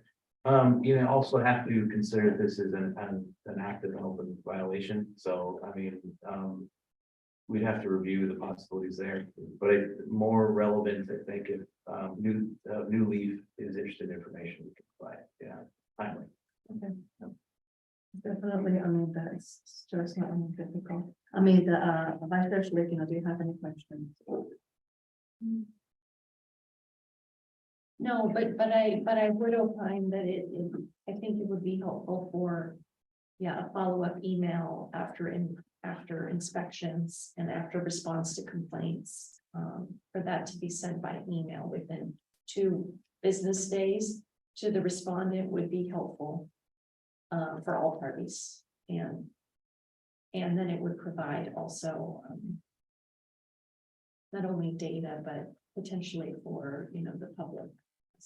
That could maybe for us as a hearing board at our next meeting, so that we can see how responsive the respondent is. And maybe some of the data. Will be documented on an ongoing basis. Example. You have another Before we close, I question? Yeah. do have another question. Going back to the portable. And let me make sure I understand this. There's an odor reduction system that's in operation now, correct? That's a sort of a stationary source, and it's venting various sources. Then you have a portable unit. That's the one that's got a little bit of a delay because of the recent incident, correct? Okay. Does that, and I don't know if this is a question for the district or for you, but does that unit have an APCD permit?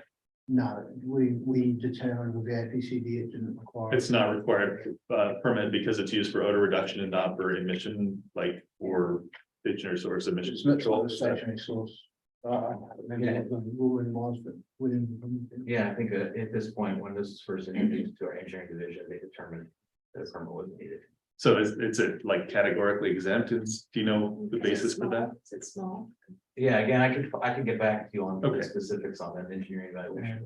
I mean, So that right now, that portable carbon filter system. The only thing that's will require the facility to use that unit is this stipulated abatement order. But going forward, once this abatement order is over, there's not going to be any permit requirement. Unless the loading unloading facility somehow can put it into that permit. There's potential moving forward to include in the permit as well, I think is an ongoing issues and issuance of public nuisances. That exempts the exemption of the permit, that makes sense. Gotcha, okay, So I think, moving forward, that could be an ongoing requirement. okay, all right. Okay, I And just, that's free injury evaluation. I'm just generally, it's what public nuisance is kind of exemptions. okay, I actually understand that. I'm disappointed to say.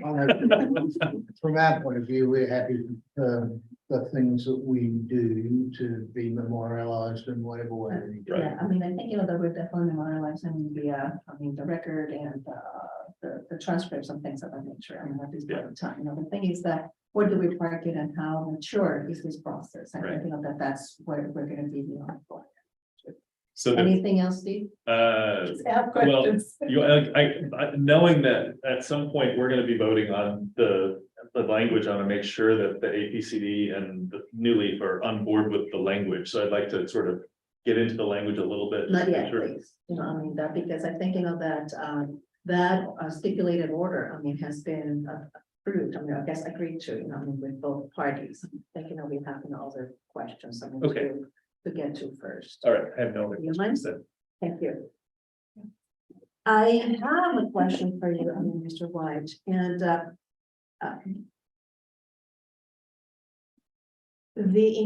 there's an increase definitely of complaints, from about March to, pretty much year to date, okay? But then, we hypothesized, we had a hypothesis, earlier, that maybe, temperature, changes or the work conditions or things of that nature would have actually had contributed to any of those, but we have had, very mild temperatures and weather conditions. So I need to go back, to my understanding of your, testimony here, that there has not been any changes to your business, no increased throughput, no new clients, anything that would have a potential contribution, to the increased complaints. Could you please reaffirm my understanding if that is correct? So, during, January to March, we made a little bit over 200,000 gallons per month of biodiesel, which is our sort of budget number was about 700. During April, we made just over 100,000 gallons of biodiesel, so way lower, and much lower than the latter half of 2022. So that activity was lower. The volume of raw restaurants didn't stop serving people food, so that the portion of material we collect ourselves and we receive from one other company remained the same, maybe very slightly increased during that period. So that processing stayed the same. Our processing of any pre-rendered used cooking oil that we would buy in bulk from someone else was almost nothing during that January to April period, hardly any at all. The grease trap collection continued at the same volume. And that is the main odorous activity, odor potential activity at the water treatment facility. The input of material for treatment from the biodiesel plant was very low, but doesn't really have any odor potential. It's not odorous material. Okay. It's just water and a little bit of biodiesel, which doesn't really smell. No, thank you so very much. I just like where is the change here? With regards to maybe your internal contributions or external contributions. We've been asking ourselves, what is the difference? But I guess we have to accept to some extent that if the odor intensity that people were worried about themselves is gone, then and if they're tuned to notice odors, then maybe they're noticing the other odors. But given the proximity of the water treatment facility in the south, I'm surprised that we now have all these complaints about the water treatment facility when we've had in many years prior. Similar levels of activity. I'd like to. But, I'm sorry. But we just have to. We're not contesting what people complain about. We have just trying to solve it. Okay, so that's good. I did have a follow-up question to you. Mr. Jacques, and it had to do, again, please state, whatever you want to say, but my question to the APCD would be, is there a limit, on the permit, as to how much volume, always they treat or anything like that, just to, I mean, I'm trying to compare apples to apples, I mean, on something that is really very difficult, to quantify, so go ahead. So while Mary looks at that, I wanted to bring to light that I think was a meeting last week, maybe something Julie can clarify that was told to us that the production level has dropped significantly from January to April. This historically, one of the lowest it's been from January to April. That was my understanding. And it was May that when production started to increase again. It's like, sounded a little different than what I just heard, so I just wanted to see if maybe Leaf can clarify what was meant from that statement from earlier last week. Well, biodiesel production has increased, yes, but the other, I mean, grease trap and biodiesel have no connection whatsoever. The grease trap servicing is just a number of restaurants that require. Oh, you're referring to the grease trap bin placement. So, I mean, the grease trap is the odor potential material at the water treatment facility, so that volume hasn't changed.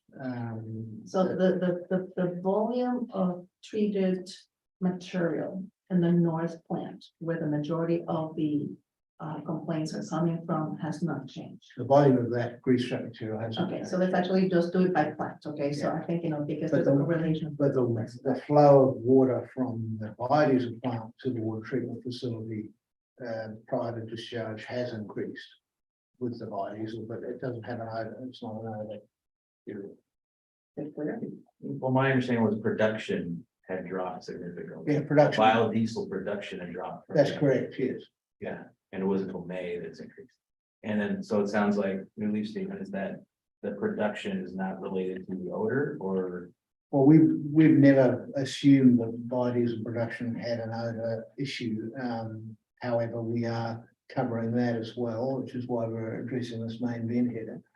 But no one's ever suggested to us that there's a biodiesel plant odor. The only odors we've ever had specified to us by you or anyone else is from the water treatment facility in the South Pond. We can consult with our engineering, but my understanding of the process so far is that it is related, but So that's where I wanted to go to, because somehow, in my little video here, I don't think we have actually pinpointed, the source, all the sources of photos, which may be, that may be a follow-up, or the concern that you also established. Then that actually brings me, to kind of a segue, on another question. Are you still working with your engineering third-party consultant? Yes, we're going to be working with them on That's to get a solution. Okay, I may actually request, for you to bring them, here next time. Because you may actually have to go into the nitty-gritty of engineering from, different expertises, okay, so I can actually do the chemistry, APCD, Steve, is very versed in those things. And maybe we can get, to some of the technical components, that we would like, to take a look at. Okay, so now, I think, that was addressed. Your financial impact, Mr. White. Thank you very much, for addressing a very high level. And thank you also, for addressing, that my favorite thing is a timeline. Because I wanted to make sure, that our, the people are kind of, progressing. If I can definitely get something here. And I guess, that my computer just gave up. Okay. No, that it is just stretched. It's just stretched. No, that's it. That's just stretch on this end. I'm pulling up, your presentation as we speak. Okay, so because I actually had. Okay. In the packet is page 103 of 105. Okay. So I know that you presented to us about, what I consider a direct investment, in this ORS of about $607,400. Okay. Am I correct, that these numbers that you have presented earlier are direct investment? Could they also include indirect investment, like so on O&M and stuff like that? So hold it here, that's not the one, that's So straight prior to I that. think you're talking Okay, about. that is, let's see, I think it's page 92 of 105. So the first timeline slide of the previous one has the numbers on it. I haven't got any numbers for it. I just did it for that. Yeah. So these are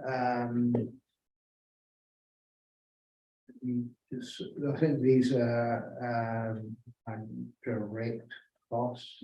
I mean, you know, I'm not implying that these are all, I mean, reduced oil loading has other benefits to it other than you know, reducing the volume that has to be discharged. But these are the ones that are just the direct cost of So these are getting direct the costs. equipment. Again, you get that, Putting the definitely you electrical- did generate and derive benefit. I mean, it's not just compliance. I mean, but nonetheless, I mean, you would have not looked at this if you were not tasked, I guess, not to look at these elements. So the the mechanical loading is just the cost of the pump and the modifications and the wiring. And So this is all that. yeah, This so this is, I mean, not only, I mean, This this is is not the everything. installation. this is the Okay. direct costs. It's not labor costs all the time Okay. to develop it or anything else like that. Okay, It's just- and this is for the south plant mainly? These are all, none of these are anything to do with the south plant except the pipeline, which is not done yet and which will connect south, but all Okay. of these other four are to do with water treatment. Got it. The permitting approval, you know, I mean, that you are making reference to here, what agency is issuing you that permit? For the, On the number one says pipeline. oh, Says that's permitting approval, the, completion date 2024. it's the city. City, I mean, building department, I Yeah. imagine. Okay. I just want to make sure that I mean, we categorize this clearly, so Yeah. this is not just, I mean, APCD. It's not an I think, you know, it is important for us to know that when you're committed to making this improvements, that is not only, you know, I mean, an element of just sheer compliance, but also there, you derive as a business benefit from it.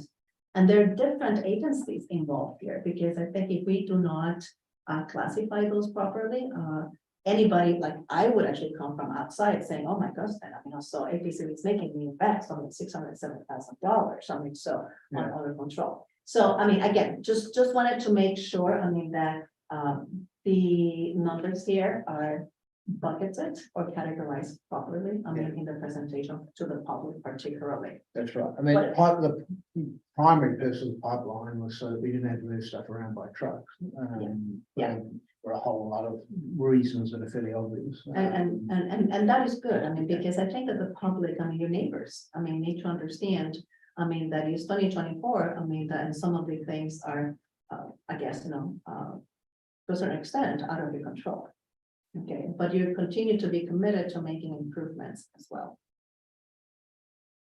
So is there a way, I mean, that maybe, you know, by the October 26th or 27th, I believe, you know, where we're gonna be meeting again, that you can expand on this and maybe add a little bit more granularity?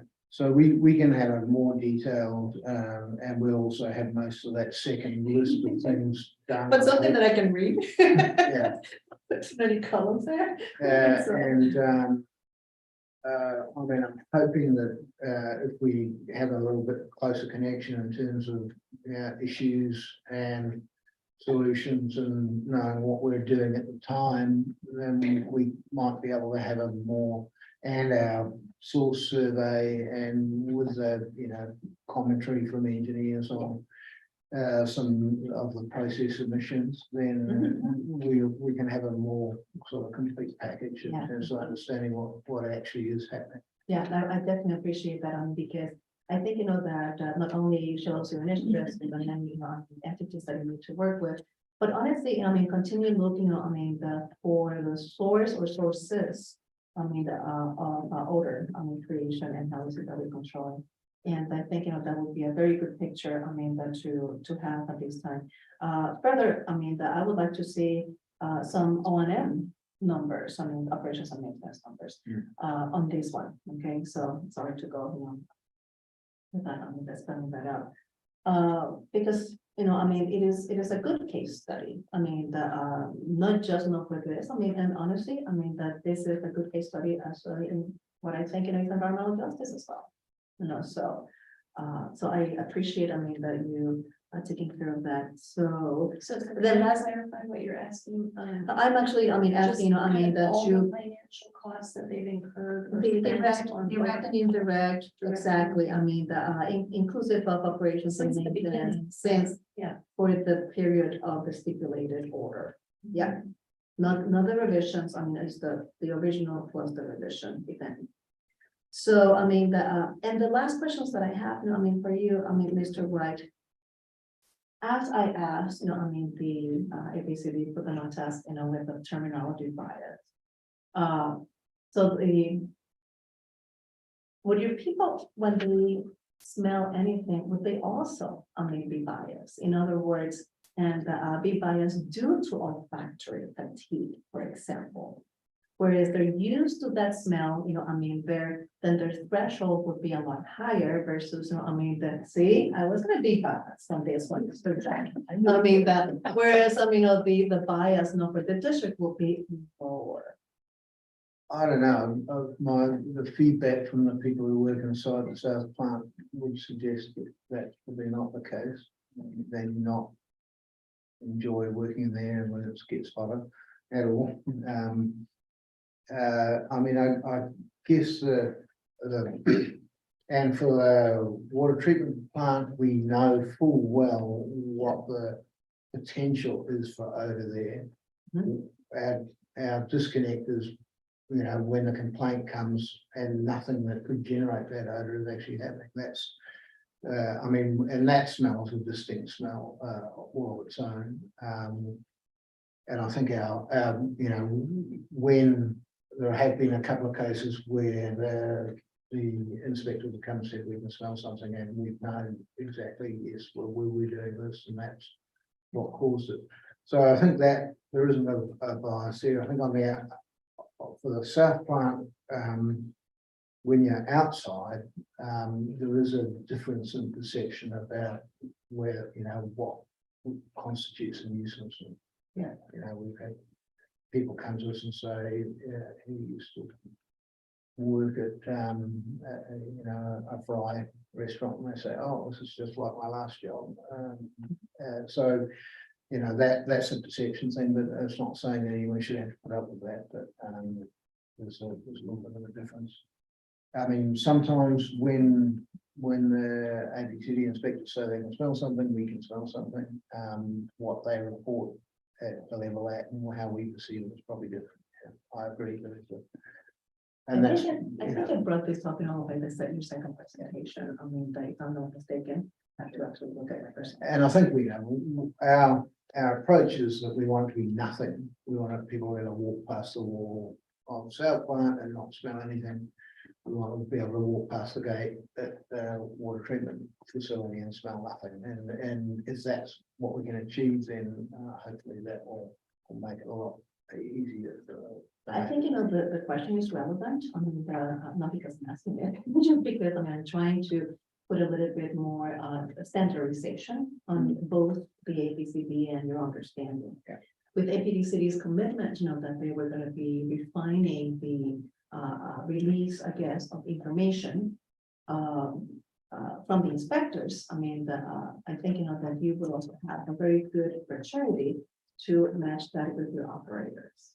Okay, so again, not that I want for your operators to become, the certified, the inspectors per se, but certainly you can, in a more timely basis, then address those issues, including, subjective calibration of their nose, shall we say? And I use the term loosely. I think this is a very great opportunity, to continue the collaboration. That's the end of my comments and questions. Wow, baby. Can we, I definitely want to take, public comment after this, but I do not know you, I need a 10-minute break.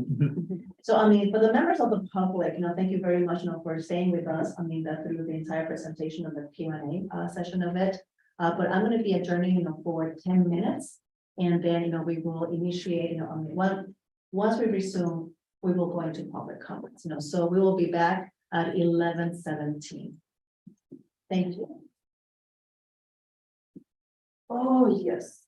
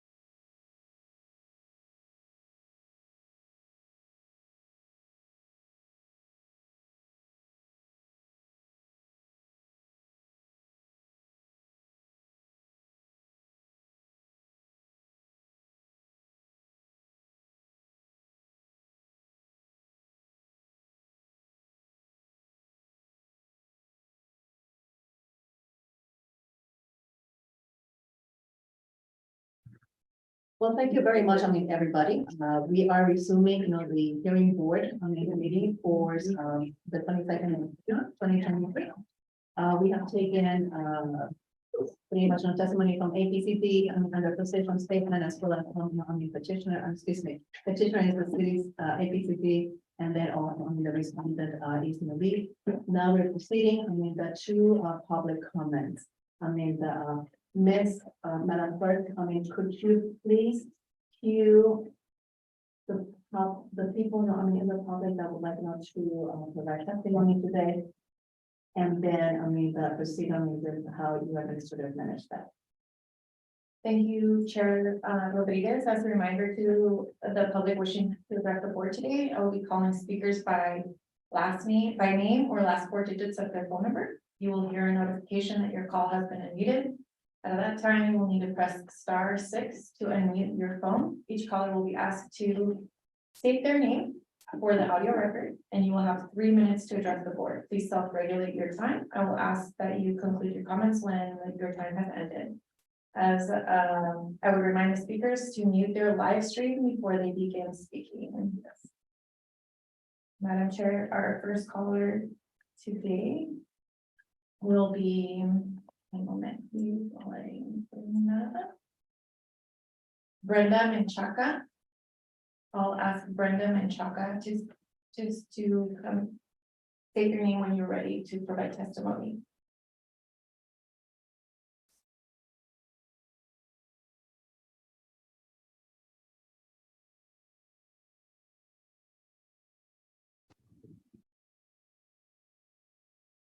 Hello. Brenda Menchaca. Yeah. Hi. Yes, I'm Brenda Menchaca and I live around the block from New Leaf, the South Plant. And I just want to thank everyone today that that has been putting the effort on hearing the community and Okay, you may proceed with the next person on queue, and providing some check. the reports and everything. I want to come on here to support in support for the abatement order because the orders have been Do you see that there is they have been going on. They have the filtering, the system hasn't really helped as much. And especially coming the summer months that we know in the past, last year, it was the biggest issue during the summer months. So I would, I just want to express my support on the I abatement. do see during the event that there is a speaker, however. Is there supposed to be a light on there? Because I don't see any light. Oh, there was a light earlier. There was a light earlier. Well, There's a light. power This- light, there's a Oh. power I'm light. not hearing. Yeah. Oh, is it on? The power lights. Okay, Looks like it's on. I thought it was, The owl thing, yeah. yeah. I'm calling it an owl. It is. Oh, okay, very. Can I see? I may need IT.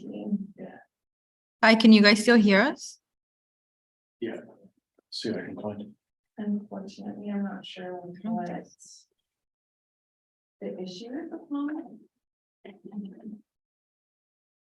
Well, the members of the public who are requesting, we're experiencing technical difficulties and we're actually calling IT. Members of the APCD, they're reaching out to the IT department. So, hang tight. We should be able to resolve this issue, shortly. Thank you for having this.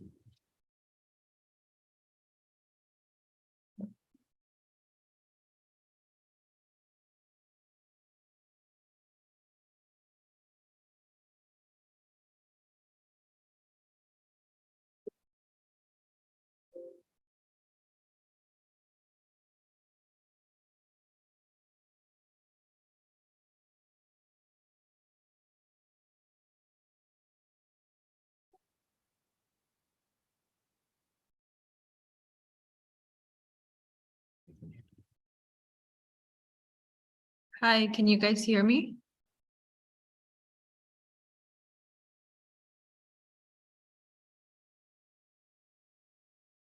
Hello?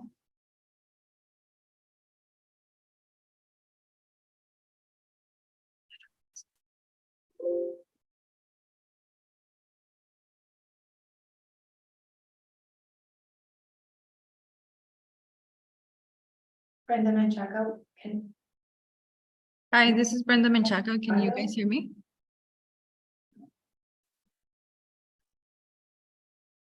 Do you want to move to another, maybe she's the one with the issues? they will, there's two participants, Madam Chair, using the same. Yes, Emily. Oh, I So, see. okay.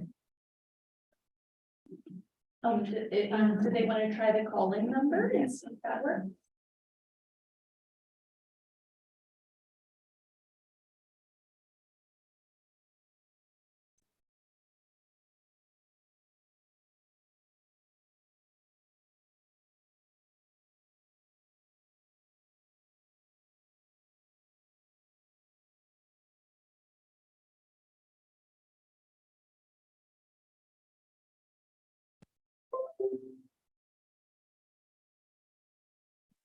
Sorry, Madam Chair.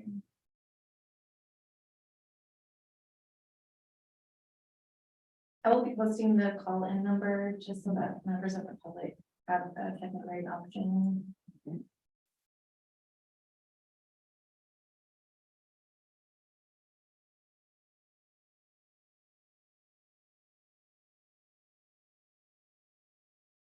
Okay, and she's in the house. We have Eric here.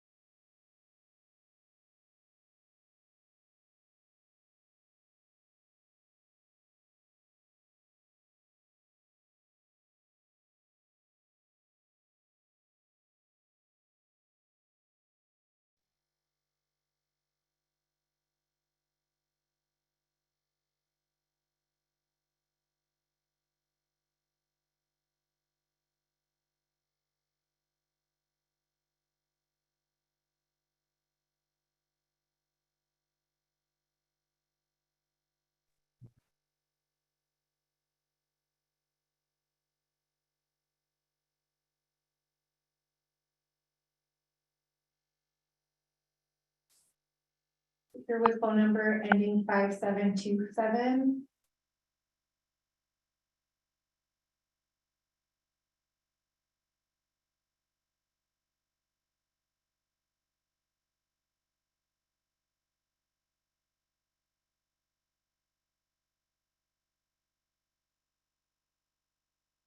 Hi, this is Brenda Menchaca. Can you hear me?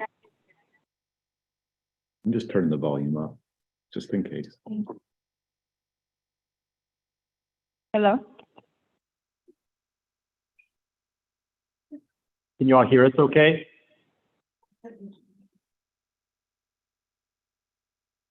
Hello?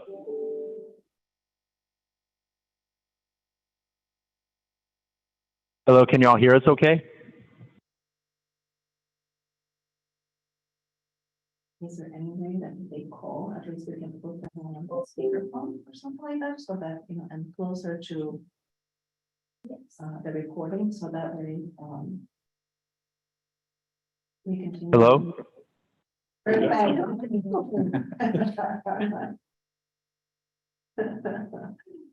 fantastic. Good morning, thank you. Thank you, I will be going ahead and moving forward and calling our first public speaker, Brenda Menchaca. Please state your name for our audio record. Hi, this is Brenda Menchaca. Can you hear me? Yes. Okay, cool. Okay, yes. So, as I said before, my name is Brenda Menchaca, and I live about a block away from New Leaf on the southern plant. And I do want to thank everyone that has been a part of this ongoing issue throughout the almost a year now.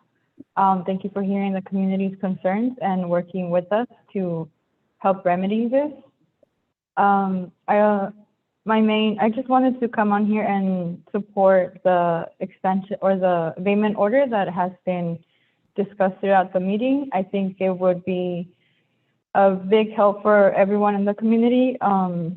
As much as we appreciate New Leaf and the new improvements they plan on implementing, we have seen throughout the year that they don't really respond too much to community unless there's like a notice of violation or something a bit more formal. So I think this would definitely help us and, you know, try and get us to, or just breathe a little cleaner and a little better, trying to enjoy the outside, especially in the warmer months. And I do think these meetings do help reporting everything, and would like to, for everyone active, to consider keep having them. As I mentioned, like the summer months, especially, those are the ones that we know have a more impactful, you know, they're more impactful because of the heat. So that'd be really, we would really want to see how this filtering system is going to work during the summer months. Thank you again for everyone and their time. Thank you. Thank you, Ms. Menchaca. Thank you, Ms. Menchaca. Our next caller will be Nicolas Paul. Nicolas Paul, please state your name for the audio record. Good morning. This is Nicolas Paul with the Environmental Health Coalition. Hello, hearing board members, APCD staff, New Leaf staff. I'm calling to express our support for the abatement order amendments that were proposed by APCD staff. You know, we're hopeful that these changes will produce the reductions in odors that we're hoping for. Residents have reached out to EHC multiple times in the past couple of months, complaining about odors, most recently on June 18th, which was just a couple days ago. And you know, I'm worried with the way the odors are being discussed in the hearing. This is not a solved issue. And so, you know, I want to emphasize that for residents living across the street from this facility, these odors are impacting their quality of life. And that's what we're talking about here. And so any changes, any amendments that are possible should be pursued by New Leaf and be pursued and enforced by APCD staff moving forward. I'm glad that there is some responsiveness from New Leaf, and I'm very happy. However, these are odor mitigation strategies. The idea of having flaps over the waste water treatment plant, the portable odor control measures for the transfer of their fuel or of the grease are things that should have been done from the beginning. This operation has been active in the community for several years now, putting community members in a neighborhood that frankly smells really bad. And so, you know, these mitigation strategies, while we support and are happy to see that they're finally happening, you know, this is a byproduct, a result of consistent community effort in trying to flag these issues to APCD staff and to New Leaf. And so, yes, we support the amendment changes, and we're hopeful that these changes will result in change. For a lot of these residents, it is exhausting. Believe me, they do not want to spend time from their day making these complaints to APCD staff. This is not a biased thing. We have plenty of more things that we'd rather do than complain to APCD staff about odors in the neighborhood. But it's important because our children want to play outside. It's important that they want to go outside without having to deal with odors that make their eyes hurt or their throats hurt. And so, yes, we appreciate the changes, and we'll continue to monitor the situation. I do have one question. During the presentation, there was reference to trailers that have been brought to the facility to enclose the because grease traps or tubs that contain grease. I have a question about how frequently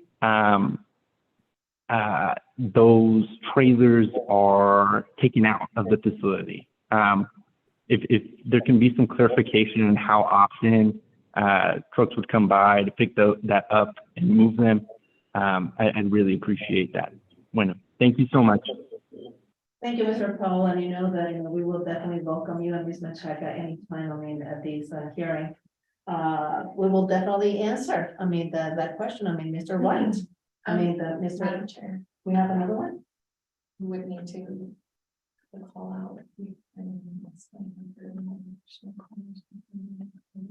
Oh, please, go ahead. Thank you. At this time, if there are any additional members of the public that wish to address the board on the teleconference line, please dial into the telecom, or please use the Zoom function, the raise your hand on the Zoom function. The bottom of your screen, or pressing *9 to proceed. Madam Chair, seeing no hands raised, there are no additional members of the public wishing to provide public testimony for petition 4527 on the teleconference line this morning. Thank you so very much, Madam Clerk. Okay, that there is definitely a On track. I know, it's like, that's, so she needs to use it. Mr. White, what is the frequency with which you service, those, the containers? I don't have a precise number. It does, it varies a little bit, depending. Let me explain a little bit about the history of the vessels on site. There are strict rules about collection of used cooking oil in California. Very strict rules. It's a industry, sounds ridiculous, but it's been the focus of a lot of fraud and theft and many problems. Used cooking oil is still worth over 50 cents a pound. It's a lot of money. So part of those rules are about when we have a new customer, we have to take the previous provider's vessel, we have to give them notice to remove. If they don't remove it, then we have to remove it. And prior to recently, we've been taking them back to our site to give them a chance to come and collect it. We're not doing that anymore now. If they haven't removed it, we just take it straight to scrap. So that's one that has reduced the number of vessels we have on site. So in terms of the turnover of our own, I would say it's 1 to 2 weeks. It's probably the time. Is it when they're full, full? No, or is it they're tight? always, they're always completely empty. The containers that come back, they're dirty. That's all, physically dirty. I'm not convinced that they're any particular source of odor. However, they are a visual thing that people respond to, and they don't look great all lined up. So we're quite happy to keep them enclosed and make sure that no one can escape. But it's 1 to 2 weeks is my best guess. I can give you a more accurate number next time. That's when the trailers are exchanged? Yeah. Okay, Yeah. thank you. So there may be, something that you may want to follow up, with your staff as well, when you actually return back to your site. Okay, so just to actually be clear on that one. Perfect. Thank you so very much. Everybody, that has been a very healthy, conversation here. Ms. Mahoney, I know that APCD and the respondent, agreed to the terms, I guess, of the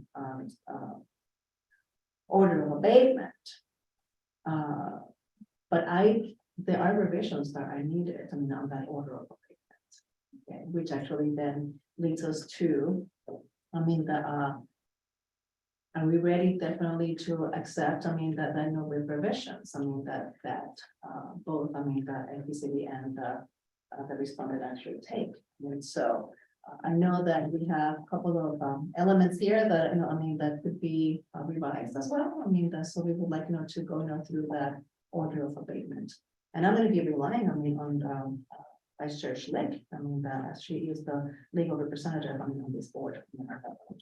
So let me actually get back to. So I'm looking at page, can't tell you which this is, but I'm looking at the amended stipulated abatement order number 4527 pursuant to Health and Safety Code section 42451 subsection B. And it states petitioner is San Diego County Air Pollution Control District and the respondent New Leaf Biofuel LLC. First page of that is I 73. have it on 73, okay, yeah, because I didn't like download it, so I'm just looking at it through the website. So page 73 of today's meeting packet. And it states on October 27th, 2022. The San Diego County Air Pollution Control District Hearing Board issued a stipulated abatement order directed to respondent New Leaf Biofuel LLC. All employees thereof related to New Leaf Biofuel's operation of processing used cooking oil from local restaurants to produce biofuel at their facility located at 2285 Newton Avenue and 2317 Newton Avenue.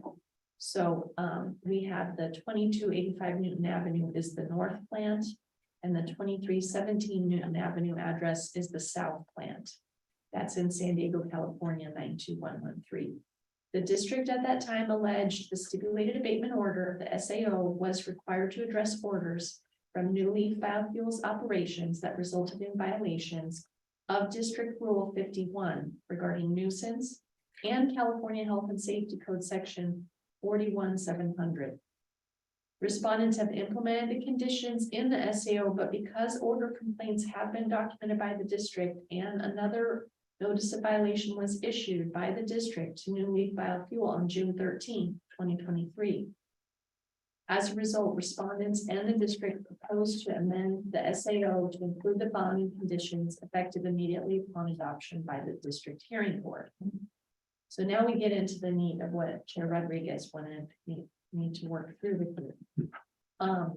The stipulated amended conditions and increments of progress include memorializing the following, and these are already intended to be implemented by the respondent.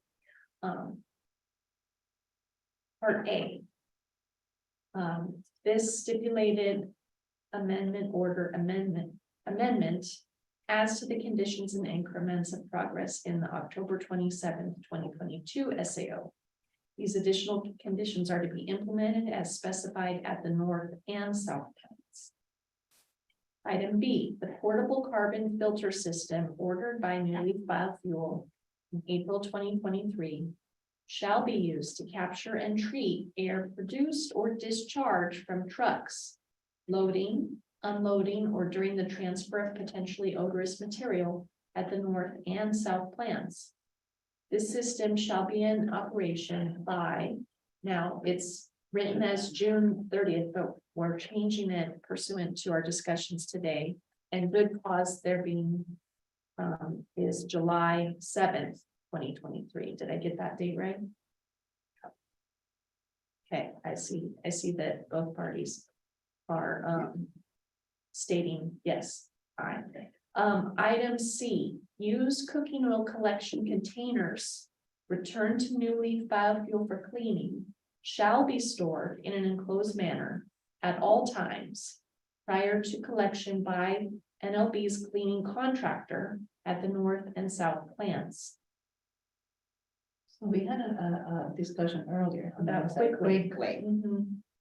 So I mean, does the district believe quickly is needed to be inserted there, or does at all times imply that it's immediately being done? I think the language as written, the we're viewing now is that we agree with at all times. At all times is sufficient. We don't need to add any I understand it to quantifiers. be an absolute, so there's no question for any person who's doing this, what needs to be Exactly. done.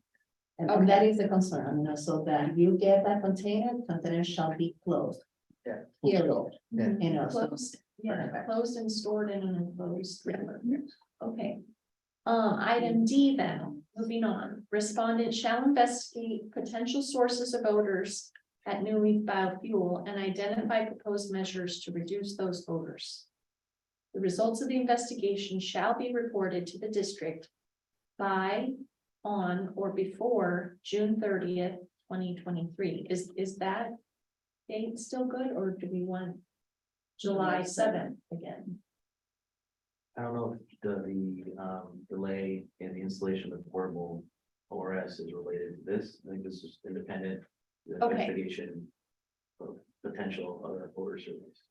And So is it- the date stays? The date stays, and does the district believe that respondents' presentation today is already complying with that, or are they expecting more out of the respondent? If they, yeah, I think the presentation, if that can be sent to us in that format as the proposal measures, as well as anything that can come up from here until the 30th. Okay, so from here till the 30th, continue to investigate and report to them on that, and it may include today's presentation. The report should be emailed to mary.mahoney@sdapcd.org and copied to apcdcomp@sdapcd.org. Now, was any of the things about the district providing results of inspection, of complaint inspections to respondent, was that something that we had envisioned being added as part of this, that we would want as a hearing board to suggest a friendly amendment to this? Personally, I believe that should actually capture as part of the statement, today, in addition to, then, I would actually put in conditions, in addition to the good cause. We can definitely say, no, we actually found good cause, for the extension, with the provision that APCD, that shall continue refining, continue to refining the provision of the inspections, to respondent, and providing a timely, manner.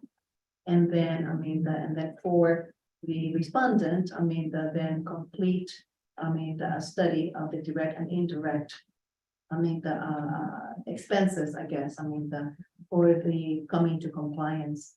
That request, or that, presentation shall include identification of the agency or department, that is requiring this, and then,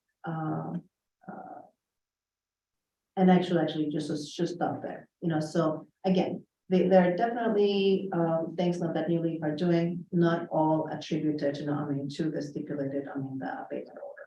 So that I want to actually have that to also not, again, the indirect and indirect should also not only capture the execution, of the requirements, but also operations and maintenance. Why am I requesting this? I think, that per health and safety code, we need to make sure, that there is a balance, I guess, of the conditions with regards, to financial versus, environmental. I think, that there's definitely the categorically identification, of the environmental, benefits here. But at the same time, it's understanding, that to the respondent, that there's the upkeep, with the permit conditions and everything else that goes, into that, so that on an annual basis, they properly, that put it into budget. So, there have been instances, which we actually carried it through execution, and then the whole thing falls apart in maintenance. And I think that provides benefit not only to the community, but to all here, that there's, there's an upkeep to this, that we're going to be looking into that. Okay. I want to comment that, as alluded to, this isn't a forcible document, so. And I think also it sets precedence to include in this formal document, a perceived direction to the district of notifying. As I've mentioned before, the district is committed to notify New Leaf when those odors are identified, to communicate that. But if we were to pursue that path, my suggestion was to seek legal counsel on that, as well as possible to CARB oversight committee, to see if that in any type of this type of enforcement document, if a condition to the district is appropriate. I don't think Oh, we've no, ever I done mean, that. I do, I'm not suggesting for Okay. you to Oh. amend So I at was, all. I was asking. Yes. See, that was my No, no, no, no, understanding. on this, in the statement of proceedings.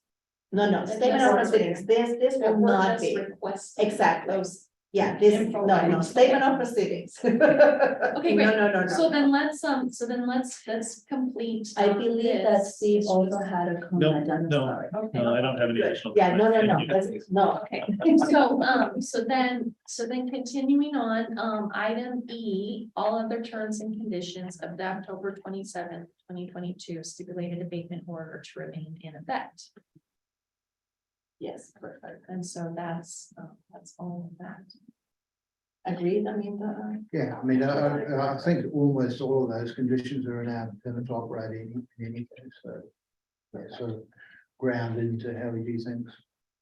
I mean, so we definitely have, the revised, the stipulated abatement order. We certainly have, the request, that should be included as part of the statement of proceedings, which again, is the APCD professional information that is timely. And then, the request, to the, respondent for the presentation. Is it October 26th or 27th? On the 26th, yeah, I knew that it was the 26th, good. Because I'm coming back from vacation. And pretty much, that there's definitely good cause on this. Yes. So perfect, so, Yeah, so do we just, should we motion, so I would make the motion. One additional quick comment, just a thought, for the board's consideration. I think the district is open to either way, but, it's October 27th. At the next hearing, would you want a sooner report or? Would they feel that that's an appropriate time? To report next time? I'm going to next time. Yeah, I think that's good. Yeah, and I think, that, that with the permit issued and there are a couple of things that the both, parties need to address. I think the next time will be just fine. I think that just. Perfect. Madam Chair, just to clarify that October 27th was the initial. Right. 2022 was the initial stipulated abatement order effective date. And our follow-up date would be October 26th. Right. Correct.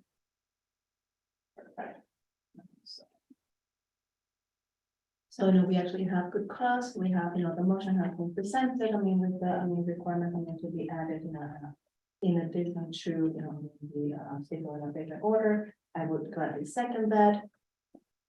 Madam Clerk, if you call the roll. Thank you, Madam Chair. Member Engelmann, Aye. Vice Chair Schlick. Aye. Chair Rodriguez. Aye. Madam Chair, that motion passes with all members present voting aye, with the exceptions of Member Gonzalez and Member Spencer, who is not present for today's proceeding. And thank you, everybody. Certainly including, the public members who are joining me on these meetings. And that concludes our business for today. The next meeting of the APCD hearing board will take place on July 13th. At 2023 at 9 o'clock, same location. We'll have a great day. Madam Chair, there's an item you continue to. Oh my gosh, that is so true. Thank you, Sherry. Thank you. And I don't know that we, did I we don't have think we time have to time. figure that out? Well, The only thing that we can do, is continue, that element, so if you actually have no time, we should figure that out. Madam Chair, there was review of the audio. Yes. However, the board would prefer to continue for a later date. No, so no, we will definitely on the closure, so let's actually take a look at the review of the audio, because that was important. That it is And if I definitely was not right. to, yeah, Thank thank you. you. So that is definitely important. Because even change from president. Let me go back up, to the statement of proceedings. Thank you. Thank you, Sherry. There you go.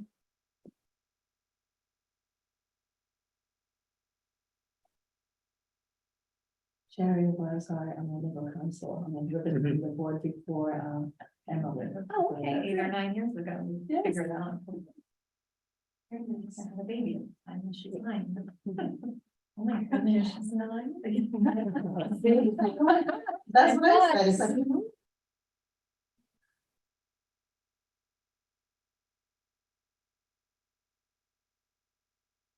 I'm sure you don't mind me playing the audio. No, please go ahead. I will start it at 2 hours and 2 minutes. Mhm. And please note that it continues for several. That's okay, go ahead, please. During the period of events, if you expect, the people will monitor all the. So I report these omissions to the district pursuant to the schedule established by the district. Petitioner will focus on the activities only and separately list the variance of controlling emissions and environmental impacts to the mechanism feasible. In addition, continue to use the cover cap and the corrective actions, that have been approved and making the gas lines or sidewalk different businesses. So let's actually move to, okay, I'm getting there. I need to, add.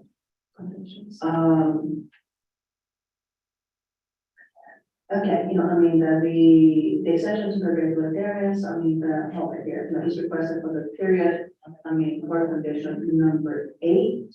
For the time and place of repair, for PTO and condition number 7, for the rules that I already mentioned and the also the permit I already indicated. The conditions are as follows. Petitioner shall perform the monitoring of water and gases, optimal concentration and repair station.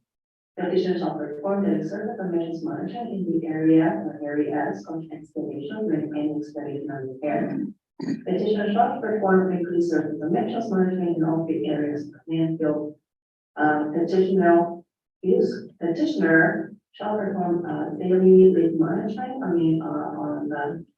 the GCCI components affected when the GCCI is something shut off during any installation of repair and that's not that. And then, in addition to that, petitioner will provide a detailed timeline, 7 working days from today, that's to the APCD, according to the instructions actually provided.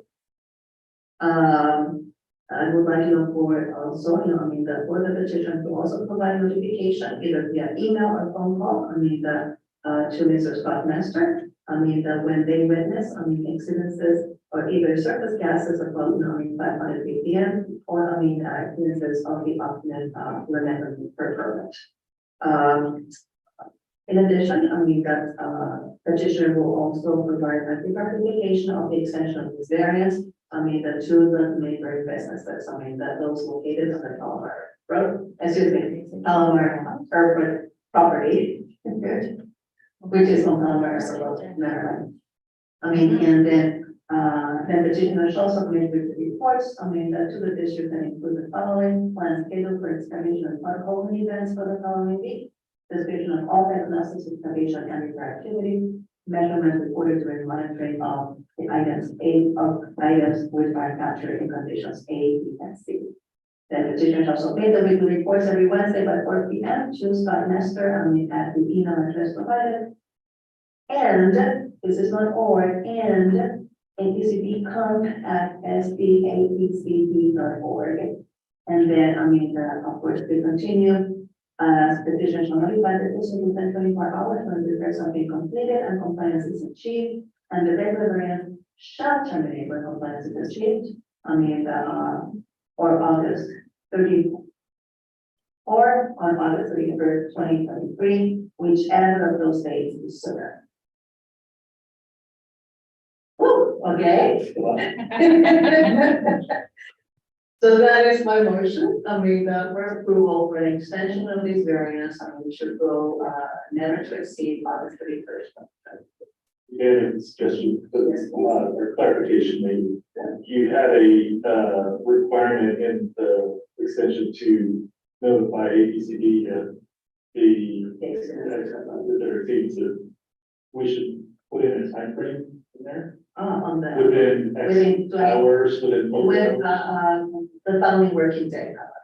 The following working day, because I mean, they get that, or they need just that, another following working day, not from this cover, good point. And you had a similar, I thought you had a similar notification requirement to the public.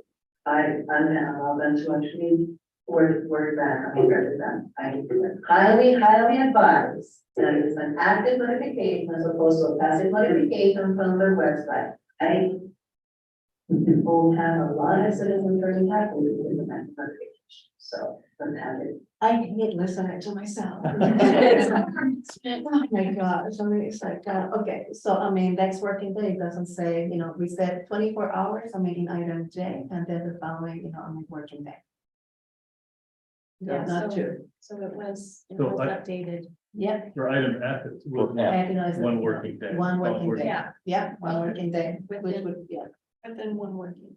yeah, not By two. the following working day. Yeah, So let's make those adjustments and so with those adjustments and corrections noted, the both subscript. And the changing items F and J to the following working day. Now, was there? no, F was skipped. no, F. That's what we're actually revisited. talking about. Okay, that's, Yeah. okay, S is one working day, the following working day. J continues to be 24 hours. You know, Okay, and that is I not see. because, no, I mean, they could actually file an emergency or anything like that, I mean, so that's need to be, you know, very close. Okay. That'd be nice. so J is 24 hours. Yep. F is within one working following day. working day. Of the witness of exceeded gases. So with that, I would motion to approve the statement of proceedings for May 25th. Thank you. I will second it. Okay, I mean, Madam Clerk, will you please call the roll. Thank you, Madam Chair. Member Engelmann, Aye. Vice Chair Schlick. Aye. Chair Rodriguez. Aye. Madam Chair, that motion passes with all as amended. With all members present voting aye, with the exceptions of members Howard, I'm sorry, excuse me, members Spencer and members Gonzalez who are not present for today's meeting. Thank you so very much. Now, I think that now, thanks to Sherry, all elements of the agenda have been addressed properly. And I bid you, I mean, a wonderful rest of the week, you know, so thank you very much for your participation.